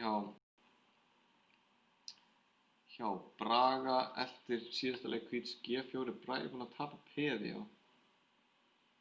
Við vorum með þessa stöðu hér og mér leist ekkert alltof vel á þetta því að Bragi hefur ekki mikið rými hérna og sjáum að hvítur bara rólega hérna með að reyna að undirbúa að leika B4. Það nú staða sem var sennilega bara hægt að töpu fyrir svartan þannig að bregður á það ráð að reyna að losa sig með að leika F6 og tapar þá peðinu á H7 í framhaldinu. Hrókurinn hrekst niður á H3 og Bragi fær svona allavega aðeins virkari menn fyrir peðið heldur en þeir voru áðan. Hvítur var að leika G4. Nú spurning hvort að Bragi geti reynt að búa sér til eitthvað mótspil einhvern veginn. Kannski með að fara með hrókinn á D-línuna og reyna að drepa úr C3 og leika riddari E4. Gæti verið eitt plan fyrir hann. hann leikur hrókur D8, já. Það geti verið hugmynd að taka hér og leika riddara E4 og reyna að virkja mennina einhvern veginn svona. Þannig að ef að til dæmis hvítur leikur núna G5 og veltir fyrir okkur að Bragi leiki einhverju svona, hóta þá peðinu á C3 og ef að hvítur reynir að valda peðið með biskup einhvern veginn þá er allt í einu hrókurinn orðinn virkur á annarri reiðröðinni. Eitthvað svona geti verið það sem að Bragi er að hugsa eftir hrókur D8. Kannski er þetta klókt að Bragi að fórna peðið og lendi ekki í einhverju algjöru klemmu. Það hentar honum betur að vera með frumkvæðið heldur en að verjast. Lenka var að leika riddara E4 og mér sýnist þetta að þróast ágætlega hjá henni. Hún er með smá press á kóngsvagnum, hótar núna að taka peðið á F6 og svartur leikur E5 og hvítastaðan er auðvitað mjög traust en svartur er með svona smá gloppur í kongstöðunni sinni. Getur núna leikið ýmsum leikjum. Ég er að velta fyrir mér hvort að Lenka geti einhvern veginn nýtt sér pressuna á þessari skálinu með hrókur C7 og biskup A3. Kannski Lenka á ýmsa kosti. Hún getur líka telta bara rólega. Kannski reynt að bjarga athöfnum sínu og reynt síðan eins og ég var að tala áðan að búa til einhverja frekari veikleika á kóngsvagnum með einhverju framrás í rólegheitum. Hún þarf bara að passa á að lenda ekki í tímarhækju og hún er með töluvert verri tíma. Hún er með einungis 2 mínútur og 20 sekúndur gegn tæpum 5 mínútum. Liz er hérna með hörku spennandi stöðu og við vorum að velta fyrir okkur þessum miklu vandræðum sem að hvítur var að lenda í hér. Í byrjuninni eftir biskup drep D5 þá kom drottning B2 og Liz lék þá hrókur C2. Hún hefði kannski líka geta íhugað að leika biskup F6 og gefið riddarann fyrir hrókin á A1 og hún leikur hrókur C2, heldur pressun á drottninguna. Riddari drepur A2, hótar drottningun aftur, hvíta drottningin er í algjörum vandræðum hérna og Liz vinnur peð. Hún er ennþá að elta drottninguna og vinnur síðan annar peð, þetta er glæsilega gert. Og staðan er svona núna, það verður uppskipt á drottningum. Þetta er mjög skynsamlega gert hjá Liz. Hún er 2 peðum yfir með algjörlega kolunnið endatafl og auk þess með mjög virka menn líka. Þannig að mér líst mjög vel á þetta og hvítur er alveg að falla á tíma. Nú er spurning hvort þú farir með riddarann aftur á D3 eða hvort hún leikir bara B6 í róleitum og valdi riddarann þannig. Já, hún gerir það. Og hvítastaðan er koltöpuð. En þetta er auðvitað stutt tímamörk, það er mikið eftir. En með fullkominni takmörku þá ætti Liz að vinna þessa skák og við vonum að það gangi upp hjá henni. Kíkjum á Vigni aftur, hann tapaði peð í byrjuninni og eins og þetta lítur út núna þá er svartastaðan mjög vænleg. Svartur var að leika síðast drottning B4 og ef að Vigni drepur núna peð á A6 þá getur svartur drepið hennan riddara á C4 og verið það með 2 menn fyrir hrók. Kannski Vigni er að velta því fyrir sig að reyna að verjast í þeirri stöðu. Því að það virðist ekki skemmtilegt ef riddarinn bakkar og A-peðið fer af stað. Svarta kóngsstaðan mjög örugg. Kóngurinn getur átt heima hérna á G7 og það er engin vandræði kringum kónginn, þannig að Vigni er að reyna að velja núna einhverja leið til þess að berjast í þessu. Hann leikur riddari D2 á, hótar A6-peðinu. Skákinni hjá Braga var að ljúka með tapi síns mér, já, því miður. Bragi fékk ekki skemmtilega stöðu út í byrjuninni og við sáum þessa stöðu á hann eftir hrókur D8. Þá hörfaði Tíbo með biskupinn sinn á F2 sem er væntanlega mjög skynsamur leikur hjá honum af því að Bragi var að velta fyrir sér að reyna að drepa C3 og fara með riddarann á E4. Bragi lék þá riddari E4 beint og það var uppskipt hér og svo kom hrókur E3. Hótaði biskupnum og peðinu á E6. Þannig að svartur hefur ekki alveg tíma til að mynda sér þetta mótspil eins og vorum að vona að hann fengi. Bragi bakkaði með biskupinn á B7 og þá kom hrókudrepur E6. Hótaði biskupnum á F6.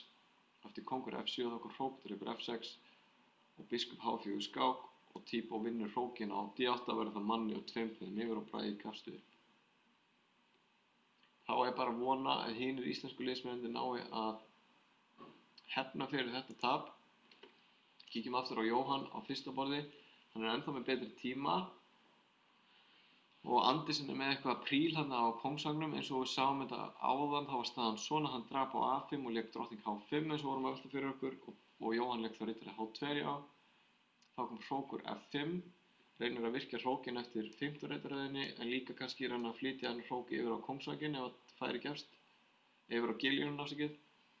Og Jóhann leikur B6 og þá er spurning hvað Jóhann er að hugsa eftir hér hrókur drepur A5.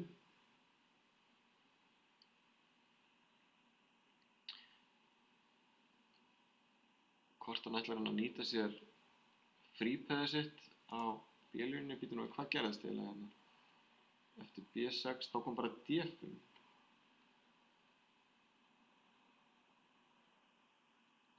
Kannski var Jóhann að hugsa eftir hrókur drepur A5 að drepa tilbaka hér og drepa hér þá og nýta sér þá þessa klunnalegu riddara. Eins og Benóný Benediktsson sagði í gamla daga að riddararnir eiga ekki að valda hvern annan. Það standa þær illa. D5 já og þá lék Jóhann drottning F3.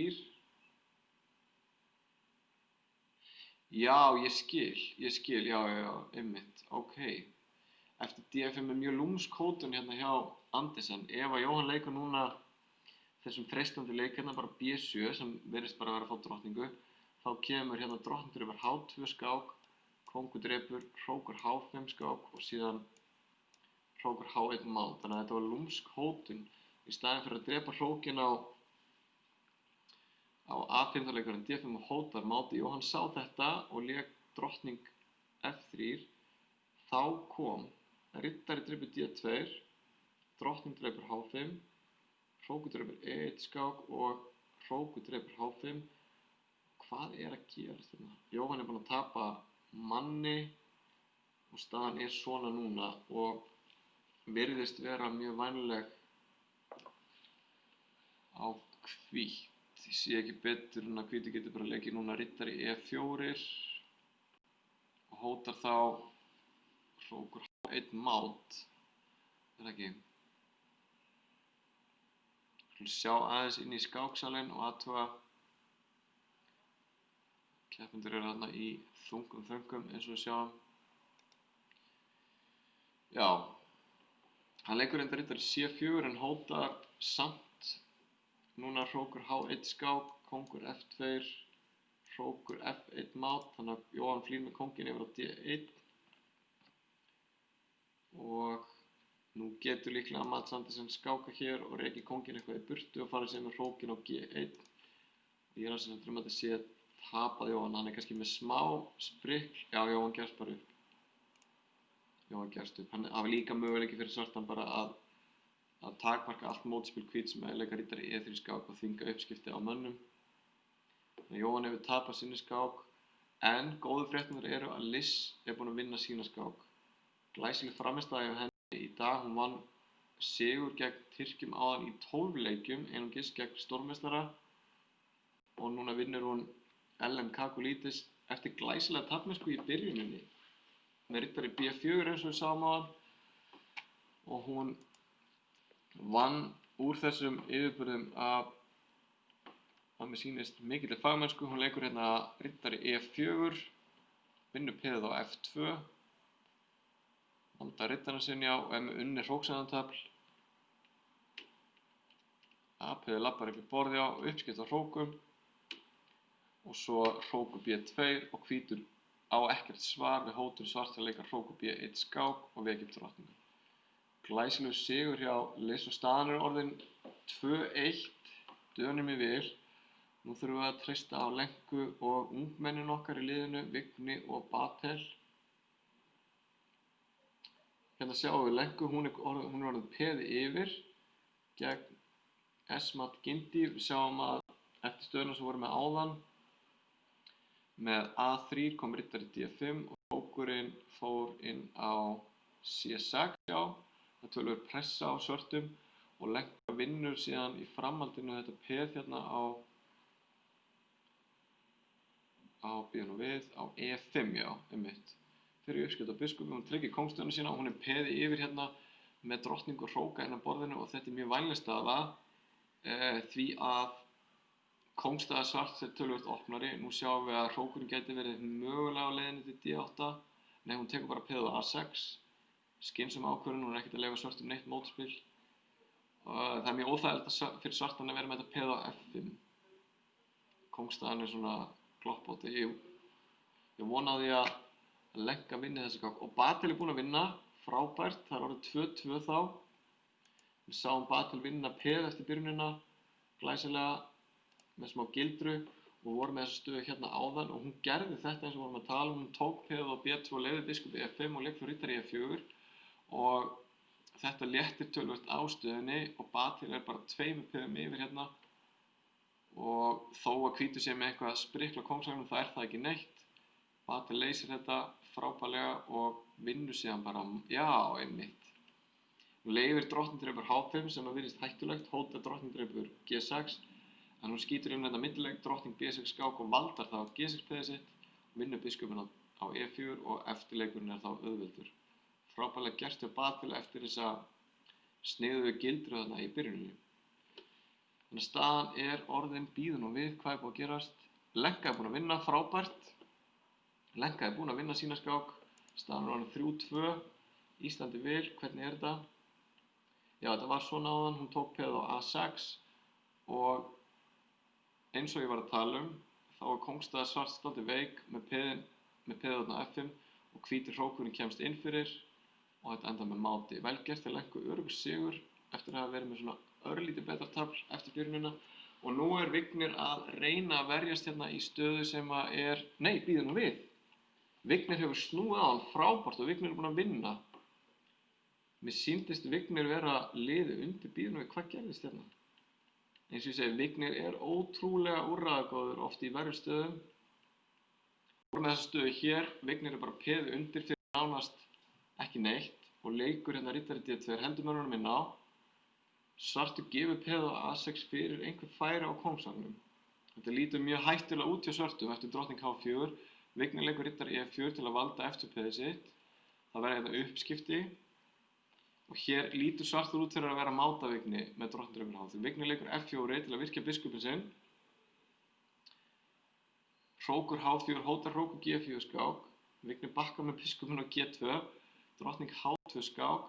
Við sjáum að eftir hrókur G4 í þessari stöðu þá kannski möguleiki fyrir Vigni að reyna að valda biskupinn bara kannski með drottning C6 og reyna að hanga á því.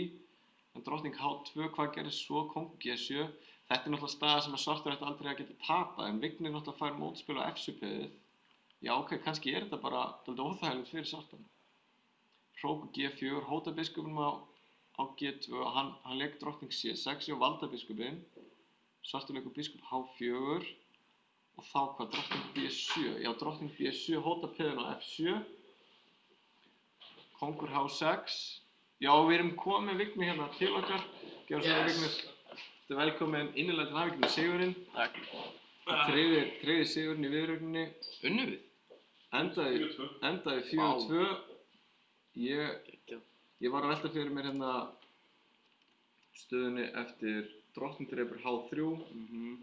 Og hann virðist hafa vanmetið þennan veikleika á F7 eða hvað? Já, hérna fannst mér þetta ekki vera það auðvelt, sko. Nei, einmitt. Ég var voðalega hissa hvað þetta væri erfitt fyrir hann. Einhvern veginn getur hann ekkert mikið gert og síðan að F7 bara eitthvað með hérna. Já. Alla. Þú lékst sko biskup G2 já og svo hrókur A7. Drottning C6. Og þú býtur nú við, ok, staðan svo þú leikur drottning F3, já, einmitt. Já, ok. Hérna er bara komið tapað, sko. Já, þetta er þessi klókt hjá þér. F5, já, drottning H3. Já, ef ég hefði leikið drottning B7 í staðan drottning H3, þá kemur biskup B7. Annars hefði það náttúrulega verið búið. Akkurat, þá kemur biskup E7 og hugmynd var sér þá að losna við drottninguna af þessari skáli. Ég get samt drepið á E7 núna. Þetta var örugglega auðveldara, hún er G2 en ég á kóngur E2. Já, og hvíti kóngur er algjörlega öruggur. Já, þetta er honum, já. Drottning B7 virkaði. Já, áhugavert. Ég sá bara drottning H3 og þetta væri, ég hugsaði að ég myndi alltaf vinna endataflið. Já, drottning H3 og vandamálið fyrir svartan er að hann er neyddur til að fara í að leyfa uppskipti á drottningum og hrókurinn er inni króaður á G4 við sáum til dæmis eftir drottningdrepur H3 og biskupdrepur H3 og þá fellur hrókurinn á G4 og svarti kóngurinn einhvern veginn króaður inni þannig að Svartur ákvað að drepa hérna með hrók á G2 og leyfa þá uppskipt af drottningum og hvítur skipta mann yfir og Við séum bara vinnst þetta allt á endanum einhvern veginn. já, einmitt. G5 kom núna, skák á F6, hérna vinnur Vignir peð á E6 og það sem kannski skiptir máli hér er að hvítur er með þetta peð á E3 og ef að svartur hefði verið með peðin sín samtengt og hvítur með peð einhvers staðar á G-línunni í staðinn þá kannski möguleiki fyrir svartan að hanga á svona stöðu en af því að hvítur getur auðvitað sótt að FM-peðinu og mynda sér frípeð í rólegheitum þá er þetta tap fyrir hvítan og Jónas Björri gafst upp eftir kóngur G5. Glæsilegur sigur af Vignir sem tryggði sigurinn í viðureigninni 4-2. Þetta leit ekki vel út á tímabili. Ég hélt þetta væri að snúast gegn okkur. Það er frábært að vinna þennan sigur og íslenska liðið fær þá auka 2 stig og er þá komið með 4 stig og mjakast upp töfluna og við fáum uppfærð úrslit eftir skamma stund hérna á skjánum hjá okkur til vinstri. Kannski að því ég er með því hérna hjá mig Vignir, spyrja hvernig er fyrir unga nefnilega skákmann eins og þig á þessum tímum þegar engin mót eru í heiminum?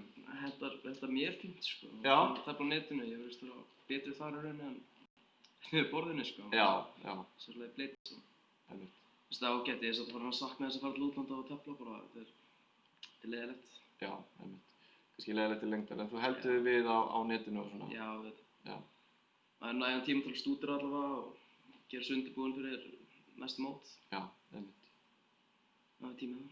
Akkurat. Já, þetta er náttúrulega ansi sérstakt og í fyrsta skipti náttúrulega í sögunni sem Ólympíumót er haldið svona í gegnum netið. Þetta virðist vera að koma ágætlega út eða svolítið þróast. Ég ætla aðeins að sjá hvort við erum komið með stöðuna í riðlinum núna eftir þessa viðureign. Nei, úrslitin eru komin inn og það er verið að uppfæra stöðuna. Núna og eins og staðan er núna í augnablikinu er Ísland í 6. sæti með 4 stig. Tyrkir og Serbar og Norðmenn eru enn á toppnum. Öll þessi lönd með fullt úr stiga, 12 stig eftir 6 umferðir. Króatar með 8 stig, Svíar 6, Ísland 4 og svo Írar 3, Guatemala 2, Danir 1 og Chile á botninum með 0 stig. Það virðist ekki geta stoppað Tyrki, Serba og Norðmenn í þessu en þau eiga náttúrulega öll eftir að mætast innbyrðis reyndar. Þannig að það gæti breyst eitthvað staðan á toppnum á morgun. En sem sagt, degi 2 á Ólympíumótinu í netskák er lokið. Íslenska liðið er í 6. sæti í riðlinum með 4 stig og á eftir að mæta Króötum, Írum og Guatemala. Já. Og þessar viðureignir fara fram á morgun á sama tíma klukkan 2, 3 og 4. En við ætlum að segja þetta gott í dag að þessari útsendingu frá Ólympíumótinu í netskák. Takk fyrir að fylgjast með okkur og við sjáumst rétt fyrir 2 á morgun. Verið sæl.